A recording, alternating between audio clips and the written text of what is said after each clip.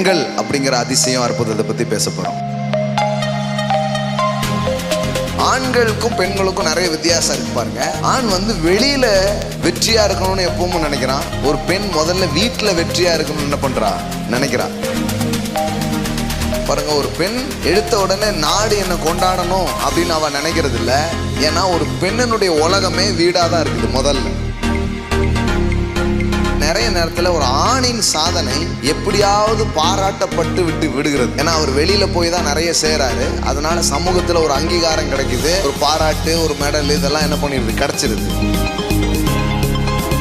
சகோதரிகளுடைய world விகிதாச்சாரத்தின்படி பார்த்தீங்கன்னா நிறைய அவங்களுடைய செயல்கள் வீட்டுக்குள்ளதான் இருக்கு.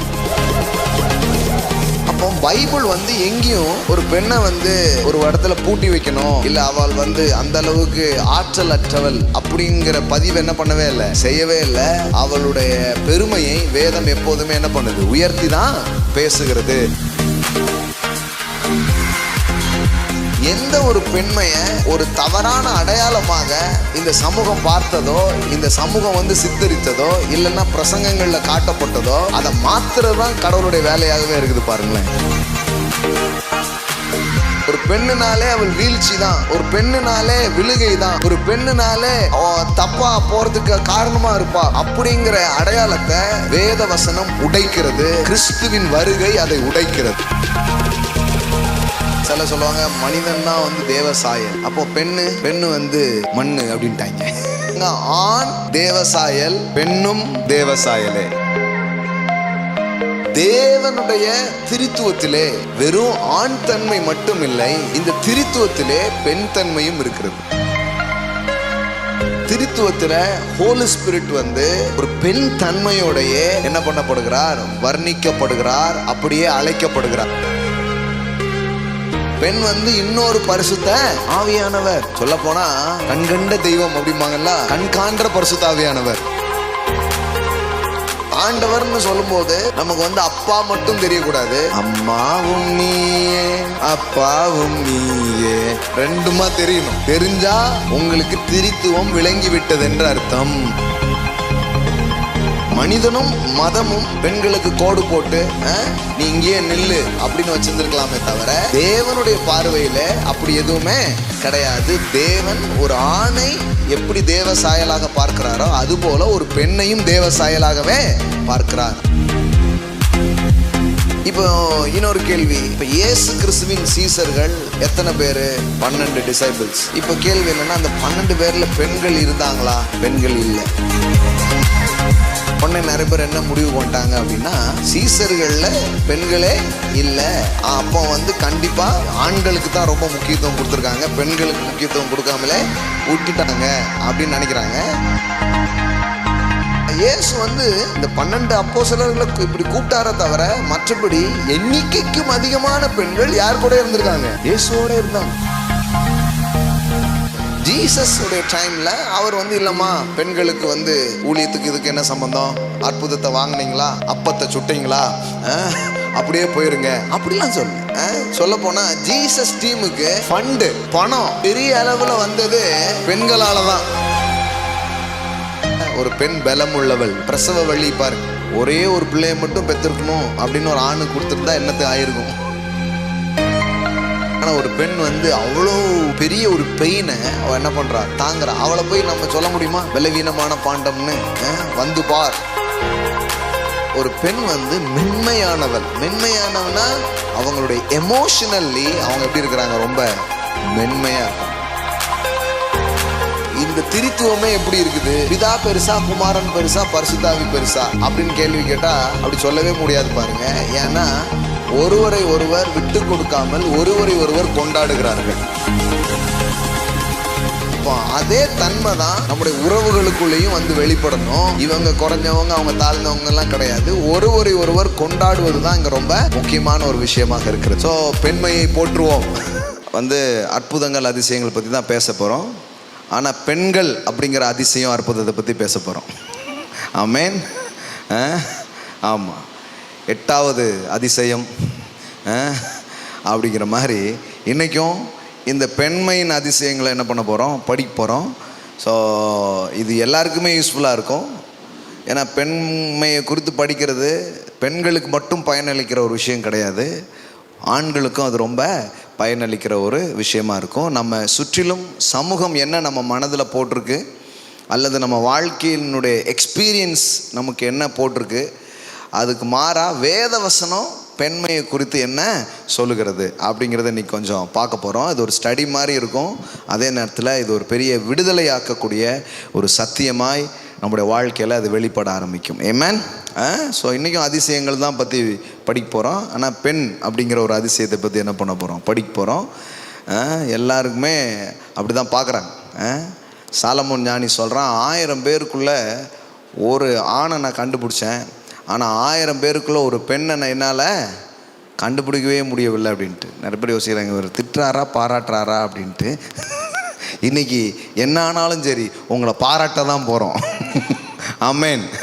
ஸோ என்னானாலும் இன்றைக்கி உங்களுடைய மேன்மை என்ன பண்ண போகிறோம், பேச போகிறோம். சரியா? அப்போ 1000 பெண்களில் 1000 ஆண்களில் 1000 பேரில் ஒரு ஆணை கண்டுபிடிக்க முடியுது, ஆனால் ஒரு பெண்ணை என்ன பண்ண முடியல, கண்டுபிடிக்க முடியலன்னா என்ன சொல்கிறாருன்னா, 1000ல் ஒருத்தியம்மா நீ, அது கூட கிடையாது. ஆமாம், நீங்கள் ஒரு தனிப்பெரும் பிறவி. ஆமென். அதனால் ஆஃபரிங்ஸ்லாம் எடுத்து ரெடியாக வச்சுக்கோங்க. இன்றைக்கி பெண்கள் நம்ம ஆஃபரிங் மட்டும் இல்லை, நகைகள் எல்லாம் எடுத்து வச்சுக்கோங்க. இன்றைக்கி உங்களை வாழ்த்தி நிறைய பேச போகிறோம். தேவன் நல்லவன். ஆமென். வீண் புகழ்ச்சியை நாம் பிரசங்கிக்கிறது இல்லை, மெய்யான வார்த்தையில் என்ன இருக்கோ அதை இன்றைக்கி என்ன பண்ண போகிறோம், சொல்ல போகிறோம். ஓகே. ஸோ நீதிமொழிகள் 31:28 நான் வாசிக்க விரும்புகிறேன். பெண்மையை போற்றுவோம் அப்படின்னு ஒரு டைட்டில் போட்டிருந்தோம். இதெல்லாம் தேவையா பிரதர், உலகத்து பின்னாடியே போயிட்டீங்களே. இது உலகத்தின் ஒரு தினமாக இன்றைக்கி இதை பார்த்துட்றாங்க.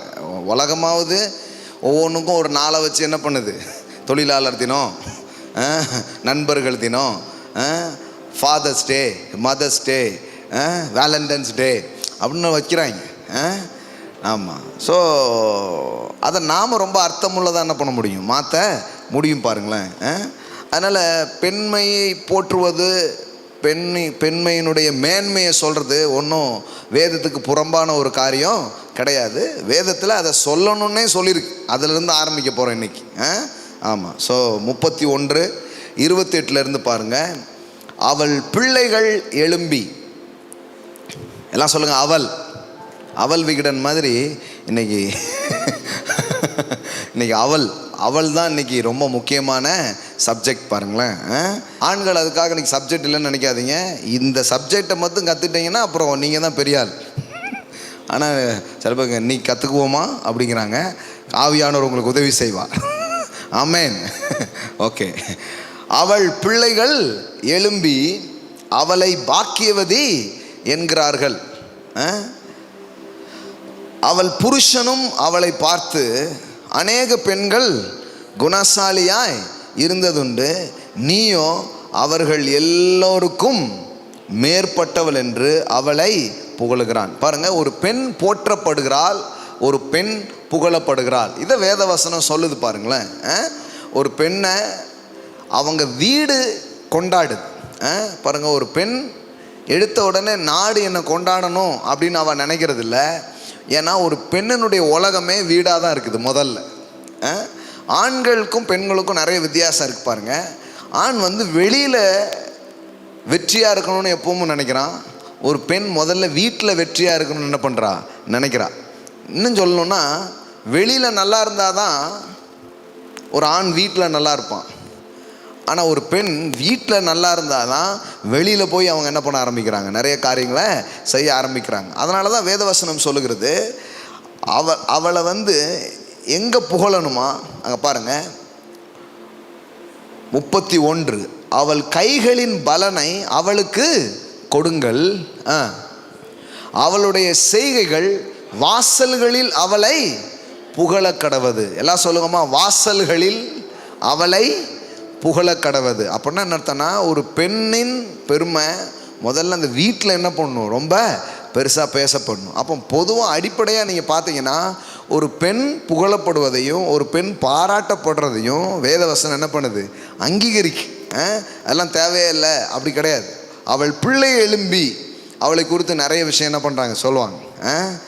எங்கள் அம்மா மாதிரி இல்லைடா, அம்மாவை பற்றி பிள்ளைங்க ரொம்ப புகழ்ச்சி என்ன பண்ணுறாங்க பேசுகிறாங்க. அம்மான்னா சும்மா இல்லைடா பாட்டு பாடுறது, எங்கள் அம்மா தான் ரொம்ப வசதி அப்படின்னு சொல்கிறது, இது எல்லாமே ஒரு பெண்ணுக்கு மிகப்பெரிய ஒரு அங்கீகாரமாக அது இருக்குது பாருங்க. அது மட்டும் இல்லை, ஒரு கணவன் அவளை என்ன பண்ணுறான், அவளை பார்த்து சொல்கிறான், அநேக பெண்கள் குணசாலிகளாக இருந்ததுண்டு, நீயும் அவர்கள் எல்லோருக்கும் மேற்பட்டவள் என்று அவளை புகழுகிறான். அப்போது வேதத்தில் நீங்கள் கவனித்து பார்த்தீங்கன்னா, ஒரு பெண்ணை போற்றுவது, ஒரு பெண்ணை புகழ்ச்சியாக பேசுவது ரொம்ப முக்கியமான ஒரு காரியம். அதுவும் வீட்டில் ரொம்ப புகழ்ச்சியாக பேசுகிறது ரொம்ப முக்கியமான ஒரு காரியம். ஏன்னா நிறைய நேரத்தில் ஒரு ஆணின் சாதனை எப்படியாவது பாராட்டப்பட்டு விடுகிறது.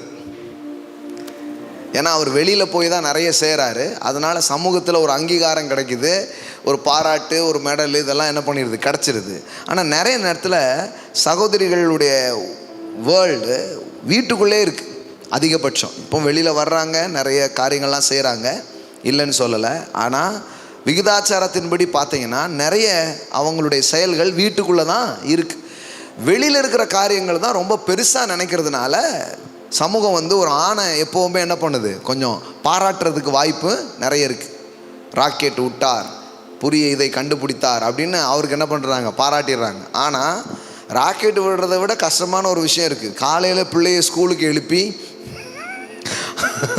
அதை குளிப்பாட்டி அதுக்கு சோறு ஊட்டி அந்த வேனில் ஏற்றி விடுறதுக்கு பாருங்கள், அதுக்கு 2 ராக்கெட் செஞ்சு விட்டுடலாம்.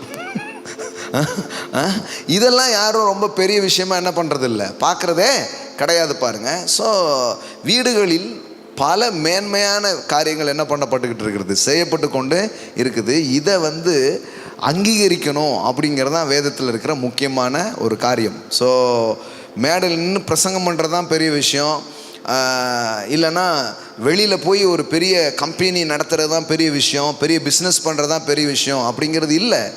வீட்டிலிருந்து ஒரு பெண் செய்கிற காரியங்கள் அநேக நேரத்தில் அது ரொம்ப ரொம்ப பெரிய விஷயமாக வேதம் அதை பார்க்கிறது. ஆமென். ஆமாம். ஸோ இந்த நீதிமொழிகள் 31 பார்த்தீங்கன்னா குணசாலியான ஸ்திரீ அப்படின்னு ஒரு பெரிய டைட்டில் கொடுத்து அதை பற்றி தான் நிறைய என்ன பண்ணுறாரு சாலமோன் பேசுகிறார். பாருங்கள், ஒரு கேள்வி இருக்குது எப்போவுமே. சாலமோன் இதில் இந்த 31 குணசாலியான ஸ்திரீ அப்படின்னு என்ன பண்ணுறாரு, ஒரு காரியத்தை பேசுகிறாரு. ஒரு கேள்வி இருக்குது. என்ன கேள்வினா, எல்லா புத்தகங்களும் அல்லது நம்பிக்கைகளும் நிறைய நேரத்தில் பெண்களை என்ன பண்ணுது, கொஞ்சம் குறைவுபடுத்தி அல்லது 2ஆம் தரமாக பேசி விடுகிறது. ஸோ பைபிளும் அந்த மாதிரி தான் பேசுதா அப்படின்னு நிறைய பேருக்கு என்ன இருக்குது, கொஞ்சம் கேள்வி இருக்குது பாருங்கள். ஏன்னா நிறைய நேரத்தில் நம்ம பைபிளில் இருந்து இந்த பெண்களை குறித்தும் அவங்களுடைய தனித்துவங்களை குறித்தும் கொஞ்சம் அதிகம் பேசாமல் போனதுனால சில பேருக்கு அந்த கருத்து என்ன பண்ணிடுச்சு, உள்ளே வந்துடுச்சு பாருங்களேன். பட் இன்னைக்கு கொஞ்சம் அதெல்லாம் மாற்ற போகிறோம். பாரதியார், பெரியார், இவங்கெல்லாம் எழும்பி தான் பெண்ணுக்கான நிறைய காரியத்தை பேசினதா நம்முடைய வரலாற்றில் என்ன பண்ணுறோம் பார்க்குறோம். ஆனால் வேதாகமத்தை நீங்கள் கவனித்து பார்த்தீங்கன்னா இப்போ சாலமோன் எழுதின இந்த காலம் பாருங்கள், கிறிஸ்துவுக்கு முன்னாடி எத்தனையோ 1000 வருஷங்களுக்கு முன்பாக இந்த சிந்தனையே இவர் என்ன பண்ணுறாரு, கொண்டு வரும்போது என்ன சொல்கிறாரு, ஒரு பெண்ணை எப்படி பேசுகிறாரு, அவள் வியாபார கப்பலை போல் இருக்கிறாள். நல்லா கவனிச்சு பாருங்க. ஒரு என்னமோ பெண் வீட்டுக்குள்ளே இருந்தால் இவங்கெல்லாம் பல புரட்சிகள் சொல்லி அதுக்கப்புறம் தான் வெளியே நிறைய பண்ணது மாதிரி நவீனத்தில் நம்ம பார்க்குறோம். ஆனால் உண்மை என்னென்னா, பைபிள் காலத்தில் அப்போமே சாலமோன் ஒரு பெண்ணை சித்தரிக்கும் பொழுது, ஒரு குணசாலியான பெண்ணை குறித்து அவன் வர்ணனை செய்யும்போது அவர் சொல்கிறாரு, அவள் வியாபார கப்பலை போல் இருக்கிறாள். அப்போ பாருங்கள், ஒரு பெண்ணு படிக்கிறது, வேலைக்கு போகிறது இப்போ கொஞ்சம் ஏற்றுக்கொள்ளப்பட்டு அதெல்லாம் பெருசாக என்ன பண்ணுறாங்க பார்க்குறாங்க. சிட்டியில் ரொம்ப நாள் வந்துடுச்சு. கிராமப்புறங்கள்லையுமே அது என்ன ஆயிடுச்சு, ஆணும் பொண்ணும் போனால் தான் இன்றைக்கி வேலை நடக்கும் அப்படிங்கிற மாதிரி என்ன வந்துடுச்சு, ஒரு புரிதல் வந்துடுச்சு. ஆனால் இந்த சிந்தனையை எப்பவுமே வச்சிருக்கிறார் பாருங்க. அதை தான் நான் பதிவு பண்ண விரும்புகிறேன். இந்த சிந்தனை எப்பவுமே இருக்கு பாருங்க.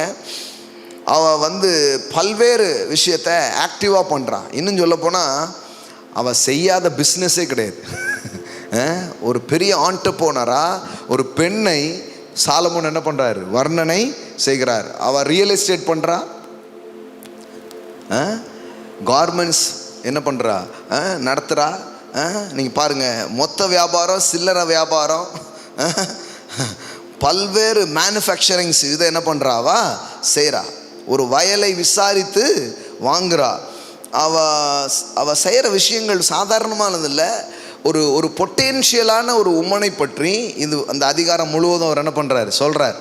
அப்போ பைபிள் எங்கேயும் ஒரு பெண்ணை ஒரு இடத்துல பூட்டி வைக்கணும், இல்லை அவள் அந்த அளவுக்கு ஆற்றல் அற்றவள் அப்படிங்கிற பதிவு என்ன பண்ணவே இல்லை, செய்யவே இல்லை. அவளுடைய பெருமையை வேதம் எப்போதுமே என்ன பண்ணுது, உயர்த்தி தான் பேசுகிறது அப்படிங்கிறத பார்க்கணும். ஆனால் வழக்கமாக வர்ற பழமொழிகள், தத்துவங்கள் இதெல்லாம் பார்த்தீங்கன்னா கொஞ்சம் அந்த பெண்மைகளுக்கு எதிராகவே இருக்கும். எப்போவுமே விழுந்து போன உலகத்தின் சில பாதிப்புன்னு ஒன்று இருக்குது பாருங்களேன். இப்போ ஆட்டோலெலாம் எழுதியிருக்கிறாங்க, சீரும் பாம்பை நம்பு, சிரிக்கும் பெண்ணை நம்பாதே. ஏதோ ஒரு பிள்ளை அவனை ஏமாத்திட்டு போயிடுச்சு, உடனே அந்த பாதிப்பில் என்ன பண்ணியிருக்கிறான், எழுதிட்டான், சீரும் பாம்பை நம்பு, சிரிக்கும் பெண்ணை நம்பாதே அப்படின்ட்டான். அப்போனா அவன் பாதிக்கப்பட்டான். அதனால தான் என்ன பண்ணியிருக்கிறான், அந்த மாதிரி எழுதியிருக்கிறான். ஆவதும் பெண்ணாலே அழிவதும் பெண்ணாலே அப்படின்னா, அப்போ இன்னொரு தன்மை இருக்குதுங்க அப்படின்னு இதை குறித்தே என்ன பண்ணிட்டாங்க, அதிகம் பேச ஆரம்பிச்சிட்டாங்க. பாருங்கள், நிறைய பேர் சொல்லுவாங்க பாருங்கள், ஏன் மனுஷன் முதல்ல ஏன் எப்படி விழுந்தான், ஆதாம் ஏன் சார் விழுந்தான், ஆதாம் விழுந்ததுக்கு என்ன காரணம், நல்லா இருந்தது. இந்த ஏவாளுடைய கவன குறைவுனால தான் என்ன ஆயிடுச்சு, ஆதாமே பழத்தை பாருங்க சாப்பிடுதீங்களான்னு கூட கேட்கல, வாயிலேயே திணிச்சிட்டான். உடனே என்ன பண்ணிட்டான், சாப்பிட்டுட்டான். பாருங்க, மனு வர்க்கமே என்ன பண்ணிடுச்சு, வீழ்ந்துடுச்சு அப்படின்னு சொல்லிட்டு தான் இங்கே பிரசங்கத்துலேயும் அப்படி தான் என்ன பண்ணுறோம், சொல்லிக்கிட்டே இருக்கிறோம். ஆனால் நல்லா கவனிங்க, எந்த ஒரு பெண்மையை ஒரு தவறான அடையாளமாக இந்த சமூகம் பார்த்ததோ, இந்த சமூகம் சித்தரித்ததோ, இல்லைன்னா பிரசங்கங்களில் காட்டப்பட்டதோ, அதை மாற்றுறது தான் கடவுளுடைய வேலையாகவே இருக்குது பாருங்களேன். ஆமென். அதனால தான் அவர் சொல்கிறாரு, எந்த ஒரு பெண்ணை கொண்டு மனுவர்க்கத்தை நீ கீழே தள்ளி விட்டியோ, இப்போ நான் இந்த மனுவர்த்தை தூக்க போகிறதும் ஒரு பெண்ணை வச்சு தான் நான் தூக்க போகிறேன். ஆமென். ஒரு பெண்ணை வச்சு தான் தூக்க போகிறேன். அதனால தான் இயேசு கிறிஸ்து ஆணின் வித்து என்று சொல்லப்படவில்லை. இயேசு எப்படி சொல்லப்படுறாரு, ஒரு ஸ்திரீயின் வித்து. அப்படின்னா என்ன அர்த்தம், ஒரு பெண்மையின் மேலே காலகாலமாக போடப்பட்டிருக்கிற ஒரு தவறான ஒப்பீனியனை அவர் உடைக்கிறதுல உண்மை உள்ளவராக இருக்கிறார். ஆமென். ஒரு ராங் ஐடியாலஜி, ஒரு ராங் ஒப்பீனியன். ஒரு பெண்ணுனாலே அவள் வீழ்ச்சி தான், ஒரு பெண்ணுனாலே விழுகை தான், ஒரு பெண்ணுனாலே தப்பாக போகிறதுக்கு காரணமாக இருப்பா அப்படிங்கிற அடையாளத்தை வேத வசனம் உடைக்கிறது. கிறிஸ்துவின் வருகை அதை உடைக்கிறது. ஆமென். அப்போ வீழ்ச்சி ஒரு பெண்ணின் மூலமாக பிசாசு ஒரு பெண்ணை பயன்படுத்தி வீழ்ச்சிக்கு உள்ளாக்குனாலும் வேதவசனம் சொல்லுது, இப்போ எழுச்சியும் யார் மூலம் தான் நடக்குது, ஒரு பெண் மூலமாக தான் நடக்குது. ஆமென்.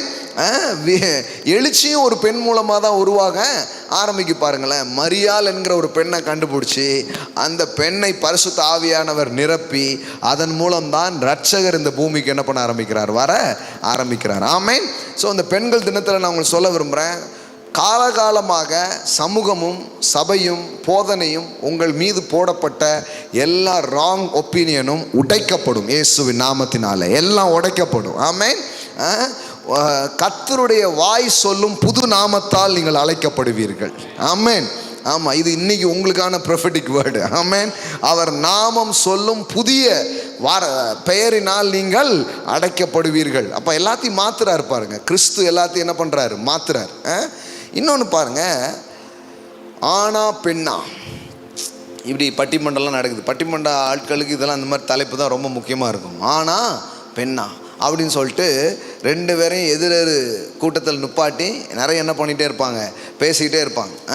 ஆனால் வேத வசனம் பாருங்கள், யாரை மேன்மையாக சொல்லுது, ஆணும் பெண்ணும் சரிசமமா, இல்லை ஆண் உயர்ந்தவள் பெண் தாழ்ந்தவளா, இதை பற்றி பைபிள் என்ன சொல்லுது? இது ரொம்ப முக்கியம் பாருங்கள். ஆதியாகமம் 1வது அதிகாரம் பாருங்கள், 27 பாருங்கள். தேவன் தம்முடைய சாயலாக மனுஷனை சிருஷ்டித்தார். மனுஷனை சிருஷ்டித்தார். மனுஷன் அப்படின்னு சொன்னால் ஆணோ பெண்ணோ கிடையாது, மேன்கைண்ட், மனு வர்க்கம். மனு வர்க்கத்தை தான் என்னன்னு சொல்லியிருக்குது, மனுஷன் அப்படின்னு இருக்கு. இப்போ கவனிங்க, அவனை தேவ சாயலாகவே சிருஷ்டித்தார், ஆணும் பெண்ணுமாகவே அவர்களை சிருஷ்டித்தார். எல்லாம் சொல்லுங்க, ஆண் தேவசாயல், பெண்ணும் தேவசாயலே. ஆமென். வந்து சில சொல்லுவாங்க மனிதன் தான் தேவசாயல், அப்போ பெண்ணு மண்ணு அப்படின்ட்டாங்க. அப்படி கிடையாது. அதனால தான் வசனத்திலேருந்து உங்களுக்கு சொல்கிறாங்க, என்ன போட்டுருக்கு பாருங்க, தேவன் தம்முடைய சாயலாகவே மனுஷனை சிருஷ்டித்தார். இந்த மனுஷன் சொல்கிறது என்ன, ஹியூமன் கைண்ட் ஆர் மேன் கைண்டை பற்றி என்ன பண்ணுறாரு சொல்லியிருக்கிறார். இப்போ அந்த மனுஷனை, அந்த மேன்கைண்டை என்ன பண்ணுறாரு, அவனை தேவ சாயலாகவே சிருஷ்டித்தார், ஆணும் பெண்ணுமாக அவர்களை சிருஷ்டித்தார். அப்போ ஒரு ஆண் தேவனுடைய சாயல் என்று சொன்னால், ஒரு பெண்ணும் யார் தான், தேவனுடைய சாயல் தான். அதே மாதிரி பாருங்க, ஆளுகையும் அதிகாரத்தையும் பற்றி பேசும்போதும் ஆண்டவர் என்ன பேசுகிறார் பாருங்க, 28. பின்பு தேவன் அவனை நோக்கியா அவர்களை நோக்கியா? அப்போனா ஆதாமை பார்த்து மட்டும் சொல்லலை, யாரை பார்த்து சொல்கிறாரு? ஆதாமும் இருக்கிறாங்க, ஏவாளும் இருக்கிறாங்க. அவர்களை நோக்கி, நீங்கள் பலுகி பெருகி பூமியை நிரப்பி அதை கீழ்ப்படுத்தி சமுத்திரத்தின் மச்சங்களையும் ஆகாயத்து பறவைகளையும் பூமியின் மேல் நடமாடுகிற சகல ஜீவ ஜந்துக்களையும் ஆண்டு கொள்ளுங்கள் என்று சொல்லி தேவன் அவர்களை ஆசீர்வதித்தார். அப்போ ஆண்டவருடைய திட்டத்தில் எப்படி இருக்குதுன்னா, அவன் ஆளக்கடவன் அப்படி கிடையாது, அவர்கள் ஆளக்கடவர்கள். எல்லாம் சொல்லுங்க, அவன் அல்ல, இவளும் அல்ல, அவர்கள் ஆளக்கடவர்கள். எல்லாம் சொல்லாம, அவர்கள் ஆளக்கடவர்கள். ஆமென். அப்போ 2 பேரும் சேர்ந்து என்ன பண்ணுங்க, ஆளுகை செய்யுங்கள் அப்படின்னு தான் என்ன பண்ணார் சொன்னாரே தவிர, இது இவன் தான் ஆள முடியும், இவன் ஆளவே முடியாதுங்கிறதே என்ன பண்ணல சொல்லலை. அவர்கள் ஆளக்கடவர்கள் அப்படிங்கிறார். ஓகே. ஸோ அப்போ நீ மறுபடியும் பிறந்து இயேசு கிறிஸ்துவுக்குள் புதிதாக்கப்பட்ட அந்த சாயலை நீ பெற்றிருக்கிறது தான் ரொம்ப முக்கியம். கடவுள் இந்த ஜெண்டர் அடிப்படையில் எதையும் என்ன பண்ணுறதில்ல, பார்க்குறதே கிடையாது. ஆணும் பெண்ணும் அவருக்கு முன்னாடி இப்படி தான் இருக்கிறாங்க, ஒன்றா தான் இருக்கிறாங்க. இவனை உயர்ந்தவனாகவும் அவளை தாழ்ந்தவனாகவும் என்ன பண்ணல, பார்க்கல. ஆணுக்குள்ளே இருந்து தாங்க பெண் வந்தா அப்படிங்கிறாங்க. இல்லைங்க, அப்புறம் பார்த்தீங்கன்னா பெண்ணுக்குள்ளே இருந்தும் ஆண் வரானே அப்படி சொல்கிறார் பவுல். ஆணுக்குள்ளேருந்து தான் பெண் வந்தால், ஒரு ஆணுக்குள்ளேருந்து தான் பெண்ணையே கடவுள் என்ன பண்ணார், உருவாக்கினார் அப்படின்னா, அதுக்கப்புறம் பாருங்க பெண்ணுக்குள்ளேருந்து தான் என்ன பண்ணுறான், ஆணும் வருகிறான். அப்போ இதில் என்னன்னா, தேவன் சொல்லும்போது என்ன சொல்கிறாரு, கிறிஸ்துவுக்குள் ஆண் என்றும் இல்லை பெண் என்றும் இல்லை. 2 பேருடைய ஜெண்டர் எது உயர்ந்தது எது தாழ்ந்ததுங்கிறதுக்கு போக வேண்டியதே கிடையாது. 2மே தேவ சாயல். ஆமென். ஒரு உமனாக இருக்கட்டும், ஒரு மென்னாக இருக்கட்டும், 2 பேருமே யார் தான், தேர் இமேஜ் ஆஃப் காட். அவங்களுக்கு கடவுளுடைய சாயல் கொடுக்கப்பட்டிருக்கிறது.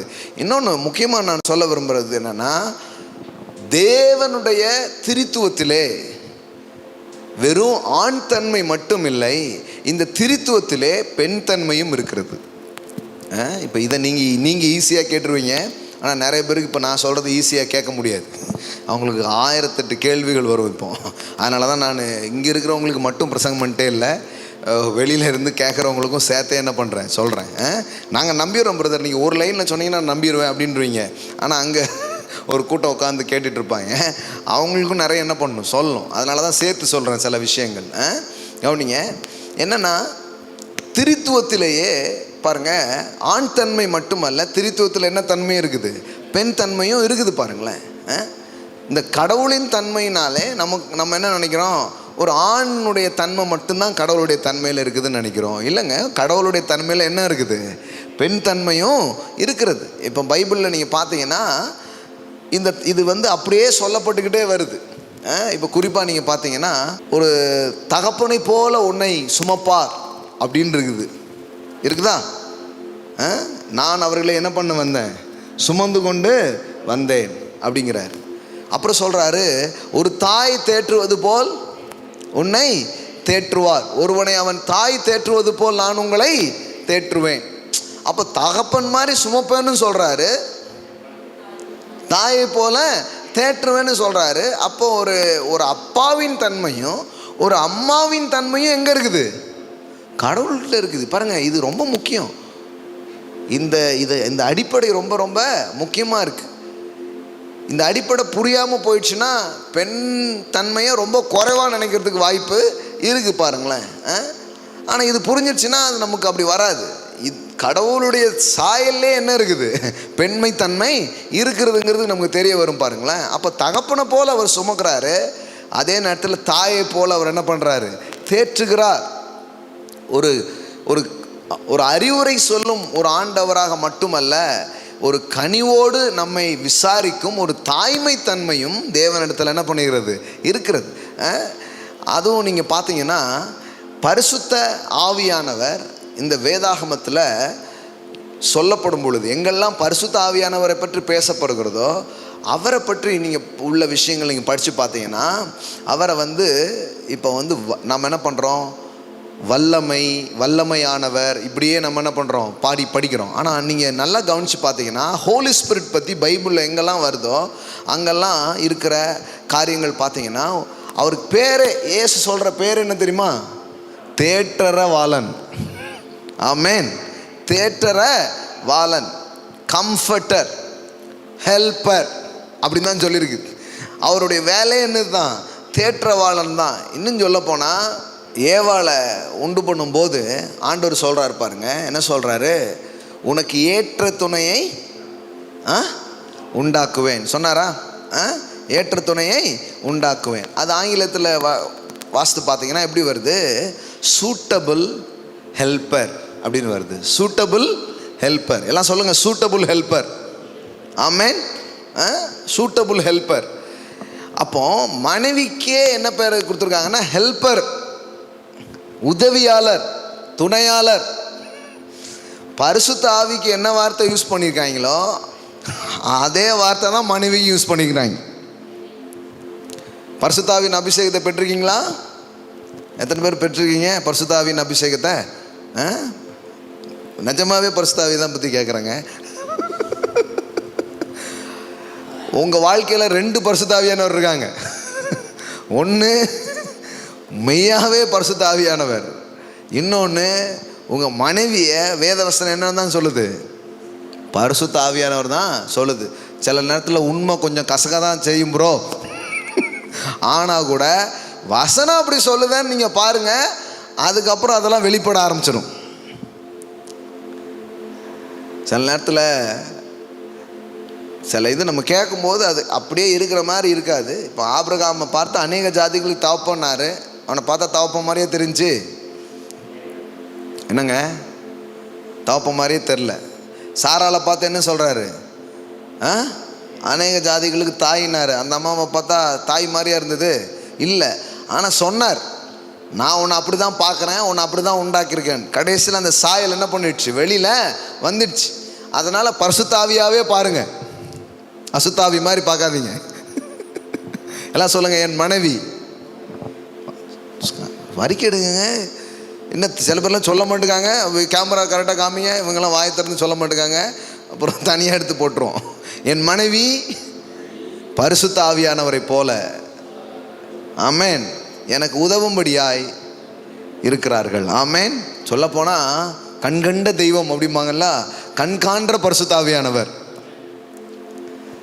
எனக்கு தெரியும் கொஞ்சம் பேருக்குலாம் ஏன் வரமாட்டுக்கு, வாய் ஏன் வரமாட்டுக்கு, நல்லா வரணும்.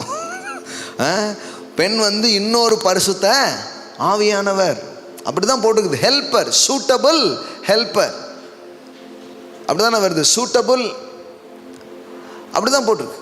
உங்கள் கூட நின்று உங்களை சப்போர்ட் பண்ணுறதுக்காக தான் ஆண்டவர் என்ன பண்ணியிருக்கிறாரு. அந்த தேற்றவாளன் மட்டும் இல்லை, ஒரு தேற்றவாளனை போன்ற ஒரு நபரை உங்களுக்கு என்ன பண்ணியிருக்கிறாராம், தேவன் கொடுத்துருக்கிறார். ஆமேன். சரி, இப்போ கவனிங்க. அப்போ அப்போ திரித்துவத்தில் கூட இந்த பெண் தன்மை இருக்கிறது. கடவுளுடைய கேரக்டரிஸ்டிக்ஸ், கடவுளுடைய குணாதிசயம்னு பார்த்தீங்கன்னா அதுலேயும் என்ன இருக்குது? பெண் தன்மை இருக்கிறது. இப்போ இயேசு வந்து மீட்பின் கதையை சொல்கிறார். லூக்கா 15 மீட்பின் கதை என்ன பண்ணுறாரு? சொல்கிறாரு.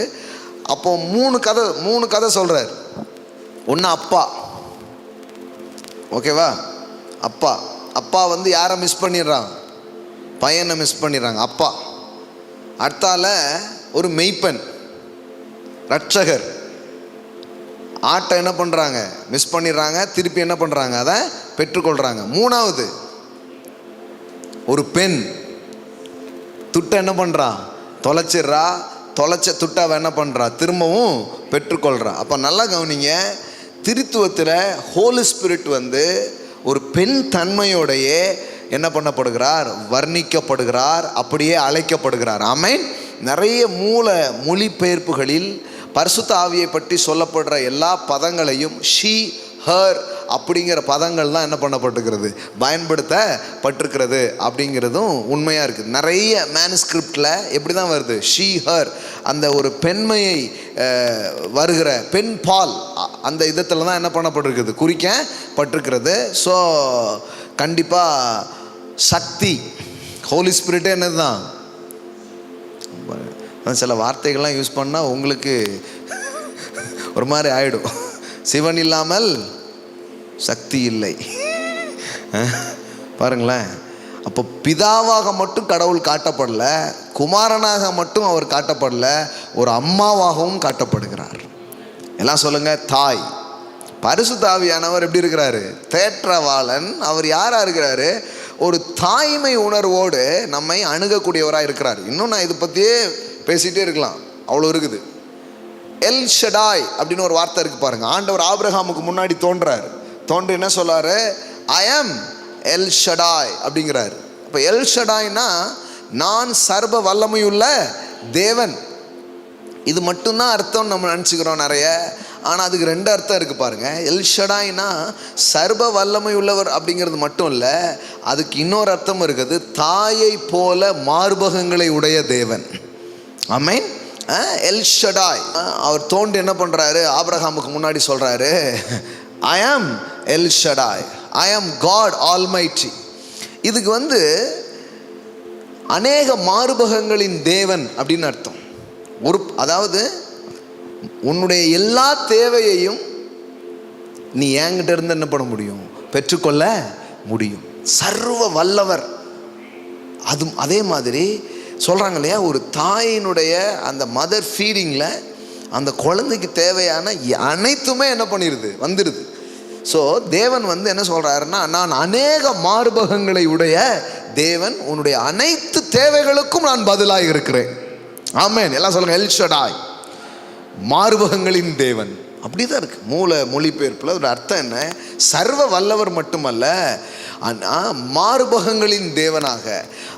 அதாவது உன்னுடைய அனைத்து தேவைகளும் என்னிடத்திலிருந்து என்ன பண்ண முடியும்? நீ பெற்றுக்கொள்ள முடியும் அப்படிங்கிற பதத்தில் தான் அது என்ன பண்ணப்படுகிறது? சொல்லப்படுகிறது பாருங்க.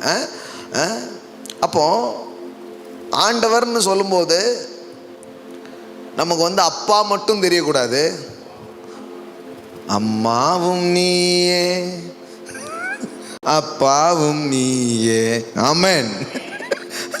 ரெண்டுமா தெரியணும். தெரிஞ்சா உங்களுக்கு திரித்துவம் விளங்கி விட்டது என்று அர்த்தம். ஏன்னா திரித்துவம்ங்கிற அந்த குடும்பம் புரிஞ்சாதான் இந்த குடும்பம் கொஞ்சம் நல்லா போகிறதுக்கு வாய்ப்பு இருக்கு. ஆமென். ஸோ இதான் ரொம்ப முக்கியம். ஸோ அப்போ அங்கே யாரெல்லாம் இருக்கிறா? அப்பா, அம்மா, புள்ள. கடவுள் அப்படின்னாலே உங்கள் மைண்டில் என்ன ஞாபகம் வரணும்? ஃபேமிலி தான் ஞாபகம் வரணும். ஆமென். என்னுடைய தேவன் யாரு? குடும்பங்களின் தேவன். Father, son, holy spirit. இப்படி தான் தேவன் என்ன பண்ணுறாரு? இருக்கிறார் பாருங்களேன். அப்போ திரித்துவத்திலேயே இந்த பெண் தன்மையை என்ன பண்ணுது? வேதவசனம் நமக்கு எடுத்து காட்டுகிறது. ஸோ ரொம்ப ரொம்ப முக்கியமான காரியம். இன்னும் பாருங்கள், சிலர் என்ன நினைக்கிறாங்க அப்படின்னா, அந்த ஊழியம் இந்த மாதிரி காரியங்கள்லாம் வரும் பொழுது பெண்கள் வந்து அவ்வளோ முக்கியத்துவம் கிடையாது. யாருக்கு தான் முக்கியத்துவம்? ஆண்களுக்கு தான் முக்கியத்துவம் அப்படிங்கிற மாதிரி என்ன பண்ணிடுறாங்க, பேசி வச்சிடுறாங்க பாருங்களேன். ஆனால் வேதவசனம் அப்படி சொல்லலை. நான் முதல்ல சொன்னேன், அவர்கள்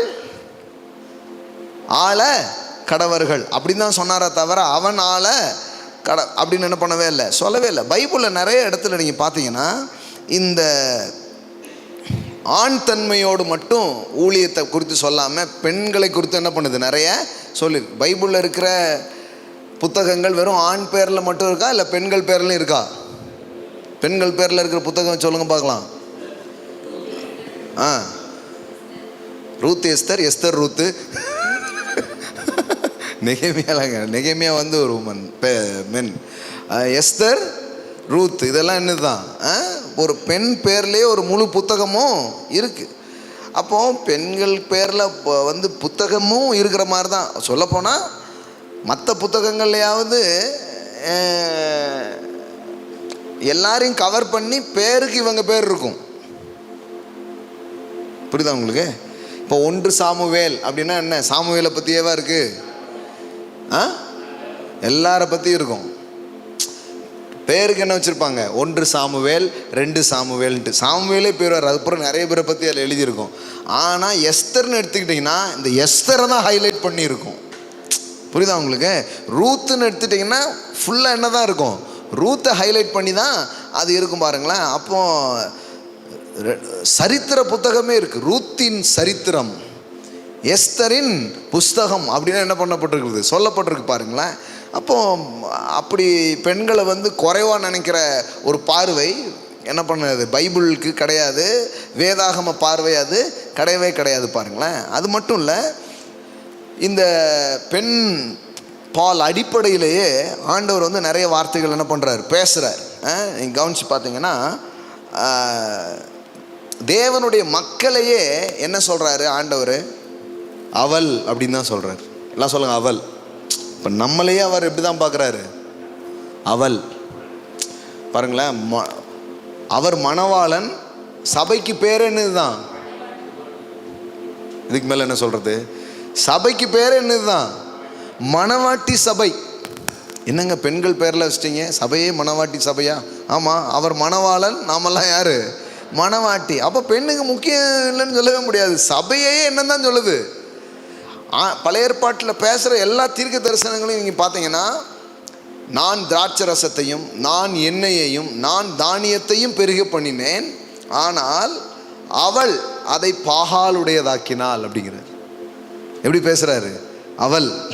நான் தான் எல்லாத்தையும் கொடுத்தேங்கிறத அவள் என்ன பண்ணல, தெரியல. அவள் என்ன பண்ணிட்டா, அவள் அப்படின்னு சபையையும் தேவனுடைய மக்களையும் குறிக்கும் போது எப்படி தான் சொல்லப்படுது.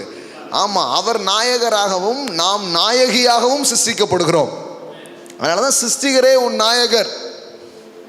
அப்போ அவர் நாயகராக நம்மளை எப்படி தான் சொல்லுது பைபிள், மணவாட்டியாக தான் என்ன பண்ணுது சொல்லுது. அப்போ முழு சபையையுமே மணவாட்டி அப்படி தான் என்ன பண்ணப்படுறோம், பார்க்கப்படுகிறது, அழைக்கப்படுகிறது. அப்போ முக்கியத்துவம் இல்லைங்கிறது சொல்லவே முடியாது பாருங்க. பெரிய முக்கியத்துவத்தை ஆண்டவர் கொடுத்துருக்கிறார். நான் ஏசாயா 40 எடுத்துக்கோங்க. அதில் நீங்கள் பார்த்தீங்கன்னா சில வார்த்தைகள்லாம் உங்களுக்கு காட்டுறேன். ஏசாயா 40:9, சீயோன் என்னும் சுவிசேஷகரேவா சுவிசேஷகியே. எல்லாருமே சுவிசேஷகர் தானே கேட்டிருப்பீங்க. ஆனால் என்ன போட்டிருக்குது, சீயோன் என்னும் சுவிசேஷகியே நீ உயர்ந்த பர்வதத்தில் ஏறு, எருசலேம் என்னும் சுவிசேஷகரேவா சுவிசேஷகியா நீ உரத்த சத்தமிட்டு கூப்பிடு, பயப்படாமல் சத்தமிட்டு யூதா பட்டணங்களை நோக்கி இதோ உன் தேவன் என்று கூறு. பாருங்களேன், சுவிசேஷகர்னே சொல்லல, எப்படிதான் சொல்றாரு, பெண்கள் ஊழியத்துக்கு வரலாமா? பழைய ஏற்பாட்டிலே இப்போ எவ்வளோ பேர் வந்திருக்கிறாங்க பாருங்க. சுவிசேஷகர்னே சொல்லல, சுவிசேஷகேங்கிறார். இன்னும் பார்த்தீங்கன்னா நிறைய உமன் ப்ராஃபட்ஸ் இருக்கிறாங்க பைபிளில். மீரியாம்லாம் என்ன அப்போவே என்ன பண்ணுறாங்க, பாடல்களை பாடி தீர்க்க தரிசனத்தை என்ன பண்ணுறாங்க, உரைக்கிறாங்க. தெபரால் நான் தாயா எழுமும் அளவும் கிராமங்கள் பாலாய் போயின அப்படிங்கிறான். அப்போ தேவன் வந்து அதை ஒரு தடையாகவே என்ன பண்ணலை, வைக்கவே இல்லை. ஒருவேளை மனிதனும் மதமும் அதை செய்திருக்கலாம். மறுபடியும் சொல்கிறேன், மனிதனும் மதமும் பெண்களுக்கு கோடு போட்டு நீ இங்கேயே நில்லு அப்படின்னு வச்சிருந்துருக்கலாமே தவிர, தேவனுடைய பார்வையில் அப்படி எதுவுமே கிடையாது. தேவன் ஒரு ஆணை எப்படி தேவ சாயலாக பார்க்கிறாரோ அதுபோல ஒரு பெண்ணையும் தேவ சாயலாகவே பார்க்கிறார். அதனால தான் தன் மக்களை ஒரு அவள் அப்படின்னு என்ன பண்ணுறாரு, அழைக்கிறார். அப்போ சுவிசேஷகியே அப்படின்னு தான் அங்கே என்ன பண்ணப்பட்டிருக்கிறது, யூஸ் பண்ணப்பட்டிருக்கிறது. பரிசுத்த ஆவியானவர் ஊற்றப்படுவதை குறித்து யோவேல் தீர்க்க தரிசன புத்தகத்தில் நாம் படிக்கிறோம். பாருங்கள், பரிசுத்த ஆவியை அவர் ஊற்றுறாரு. ஊற்றும் போது யார் மேலெல்லாம் ஊற்றுறாரு அப்படின்னு ஒரு லிஸ்ட் தராரு பாருங்களேன். யோவேல் 2:28 பாருங்கள். அதற்கு பின்பு நான் மாம்சமான யாவர் மேலும் என் ஆவியை ஊற்றுவேன், அப்பொழுது உங்கள் குமாரரும் உங்கள் குமாரத்திகளும், குமாரர் மட்டும் வராங்களா, குமாரத்திகளும் வராங்களா, குமாரத்திகளும் தீர்க்க தரிசனம் சொல்லுவார்கள். அப்போ வந்து உங்கள் குழந்தையிலேயே ப்ராஃபஸி வந்து ஆம்பளை பிள்ளை மட்டும் இல்லை, பொம்பளை பிள்ளையும் என்ன பண்ணுது சொல்லுது. உங்கள் குமாரரும் சொல்லுவாங்க, உங்கள் குமாரத்தையும் என்ன பண்ணுவாங்க சொல்லுவாங்க, தீர்க்க தரிசனம் சொல்லுவார்கள். உங்கள் மூப்பர்கள் சொப்பனங்களையும் உங்கள் வாலிபர்கள் தரிசனங்களையும் காண்பார்கள். ஊழியக்காரர் மேலும் என்னங்க, ஊழியக்காரிகள் மேலும் அந்நாட்களில் என் ஆவியை ஊற்றுவேன். ஊழியக்காரர் தான் அப்படிங்க கூடாது. அங்கே யார் மேலேயும் ஊத்துறாரு எல்லாம் சொல்லுங்க, ஊழியக்காரி. குமாரர் மேலும், குமாரரும் தீர்க்க தரிசனம் சொல்லுவாங்க, குமாரத்தையும் தீர்க்க தரிசனம் சொல்லுவாங்க. ஊழியக்காரர் மேலும் என் ஆவியை ஊற்றுவேன், ஊழியக்காரி மேலும் என் ஆவியை ஊற்றுவேங்கிறார். பெண்கள் உட்காருங்கள், பெண்கள் வந்து எழும்பக்கூடாது, பெண்களுக்கு வந்து எந்த இடமுமே கிடையாது, இப்படியே பேசுறது வந்து வேதவசனத்தின் போதனையே கிடையாது. வேதவசனத்தின் போதனை என்னன்னா, ஒரு பெண் எப்படி ஒரு தேவன் எப்படி ஒரு ஊழியக்காரரை, ஒரு ஆணை ஒரு ஊழியனாக அழைத்து அவரை கனப்படுத்தி அவரை பயன்படுத்த முடியுமோ, அதே போல் ஒரு பெண்ணையும் என்ன பண்ணுறாரு, ஊழியத்திற்கென்று அழைத்து என்ன பண்ணுறாரு, பயன்படுத்துகிற ஒரு காரியத்தை அவர் செய்கிறார். தேவனிடத்தில் பட்சபாதமே. இப்போ இன்னொரு கேள்வி, இப்போ இயேசு கிறிஸ்துவின் சீசர்கள் எத்தனை பேர்? சீசர்கள் எத்தனை பேர் இயேசுவுக்கு? 12 டிசைபிள்ஸ், 12 பேர். இப்போ கேள்வி என்னென்னா, அந்த 12 பேரில் பெண்கள் இருந்தாங்களா? பெண்கள் இல்லை. உடனே நிறைய பேர் என்ன முடிவுக்கு வந்துட்டாங்க அப்படின்னா, சரி சீசர்களில் என்ன இல்லை, பெண்களே இல்லை, அப்போ வந்து கண்டிப்பாக வந்து ஆண்களுக்கு தான் ரொம்ப முக்கியத்துவம் கொடுத்துருக்காங்க, பெண்களுக்கு முக்கியத்துவம் கொடுக்காமலே விட்டுட்டாங்க அப்படின்னு நினைக்கிறாங்க. அந்த மாதிரி ஆட்களுக்கு ஒரு வசனம் என்ன பண்ண விரும்புகிறேன், உங்களுக்கு காட்ட விரும்புகிறேன். லூக்கா எழுதின சுவிசேஷம், அதாவது எண்ணிக்கை விரல் விட்டு என்ற அளவுக்கு இருந்த ஆட்கள் 12 சீசர்கள். பெண்கள் பற்றி இப்போ காட்டுறோம் உங்களுக்கு. லூக்கா 8:2 பாருங்கள். அவர் பொல்லாத ஆவிகளையும் வியாதிகளையும் நீக்கி குணமாக்கின சில ஸ்திரீகளும் 7 பிசாசுகள் நீக்கின மகதேனால் எண்ணப்பட்ட மரியாலும் ஏரோதின் காரியக்காரரான கூசாவின் மனைவியாகிய யோவனாலும் சூசனாலும் தங்கள் ஆஸ்திகளால் அவருக்கு ஊழியம் செய்து கொண்டு வந்த மற்ற அநேக ஸ்திரீகளும் அவரோடனே இருந்தார்கள். எல்லாம் சொல்லுங்க, அநேக ஸ்திரீகள். அப்படின்னா என்ன, ஆண்கள் எண்ணி பார்க்குற மாதிரி இருந்தாங்க, பெண்கள் எண்ண முடியாத அளவுக்கு இருந்தாங்க.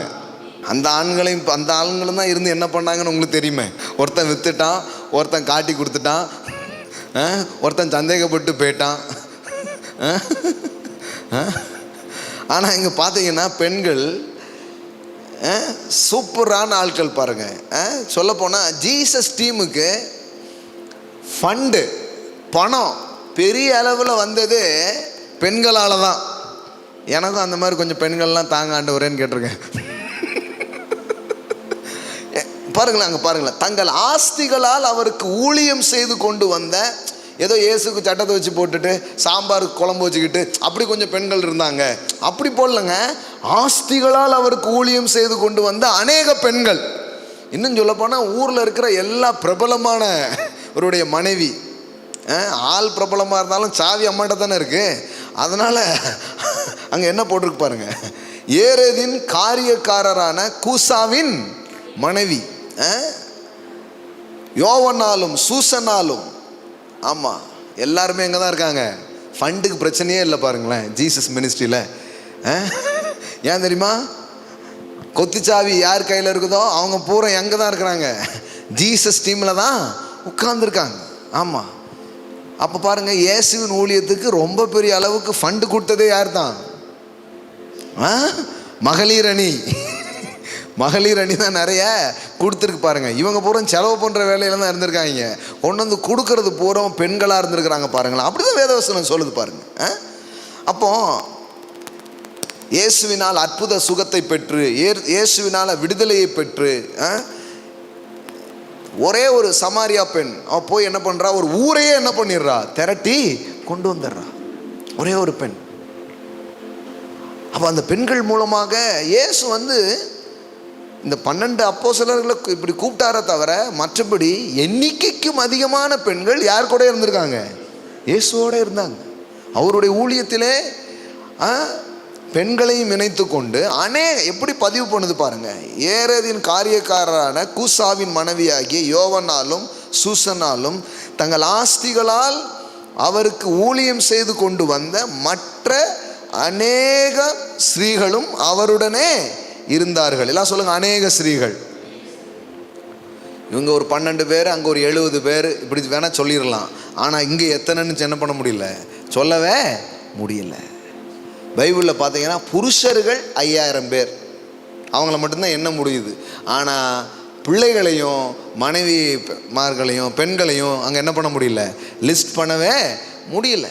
அதனால் லிஸ்ட்டில் வரலங்கிறதுனால அவங்க கம்மிங்கிறது கிடையாது, அவங்க ஜாஸ்திங்கிறதுனால லிஸ்ட்டு பண்ண முடியலங்க. கொஞ்சம் கூட்டமாக வந்தது. ஒரு ஆம்பளையால் ஒரு 12 பேர் இருந்தால், ஆனால் பொம்பளையால் எவ்வளோ வந்ததுன்னே தெரிலைங்க. ஒரே கூட்டமாக இருந்துச்சு. என்ற மாதிரி 12 பேர் இருந்தாங்க. ஆனால் எண்ண முடியாத அளவுக்கு அநேக பெண்கள் தங்கள் ஆஸ்திகளால் இயேசுவுக்கு ஊழியம் செய்து கொண்டு வந்தார்கள். ஆமென். அப்போது ஜீசஸ் உடைய டைமில் அவர் வந்து இல்லைம்மா, பெண்களுக்கு வந்து ஊழியத்துக்கு இதுக்கு என்ன சம்பந்தம்? அற்புதத்தை வாங்கினீங்களா, அப்பத்தை சுட்டிங்களா, அப்படியே போயிருங்க அப்படிலாம் சொல்லு. ஒரு அது மட்டும் இல்லை, அந்த பெண்களை அவர் என்ன பண்ணுறாரு, அவரிடத்தில் பெற்றுக்கொள்வதோடு மட்டுமல்லாமல் அவங்க போய் என்ன பண்ண ஆரம்பிக்கிறாங்க, ஊழியம் செய்கிறதையும் நம்ம என்ன பண்ணுறோம், பார்க்குறோம். தேவன் அவர்களையும் எடுத்து என்ன பண்ணுறாரு, வல்லமையாக பயன்படுத்துகிறார். இன்றைக்கும் நவீன நாட்களையும் நம்ம பாருங்கள், எவ்வளோ பெண்களை கத்திருந்த நாட்கள் என்ன பண்ணியிருக்கிறாரு, எழுப்பி அவர்கள் என்ன பண்ணுறாரு, பயன்படுத்துகிறார். நிறைய நேரத்தில் இதை சொல்லாததுனால எழும்பாமல் போயிட்டாங்க. கொஞ்சம் உனக்கு அந்தளவுக்கு முக்கியத்துவம் இல்லை அப்படின்ட்டு. இல்லை, பெண்கள் எழும்பணும். எங்களுக்கும் கடவுள் என்ன பண்ணியிருக்கிறார், அந்த கிருபையை வைத்திருக்கிறார் அப்படிங்கிறது ரொம்ப முக்கியம் பாருங்கள். அப்போது இயேசு ஒன்றும் அதை என்ன பண்ணல, குறைவாக இது பண்ணலை. அதையும் வேதவசனத்தில் என்ன பண்ணுறார், ரொம்ப மேன்மையாகவே சொல்லியிருக்கிறது. அநேகம் ஸ்திரீகள், எல்லாம் சொல்லாமல் அநேகம் ஸ்திரீகள், கொஞ்சம் பேர் இருந்தாங்க அப்படிங்கிறதுலாம் இல்லை, அநேக ஸ்திரீகள் இருந்தாங்க. இந்த பெண்களை கத்தர் வந்து பயன்படுத்தலை. பெண்கள் வந்து ஊழியத்தில் கிடையாது. இன்னும் இருக்குது பாருங்கள்.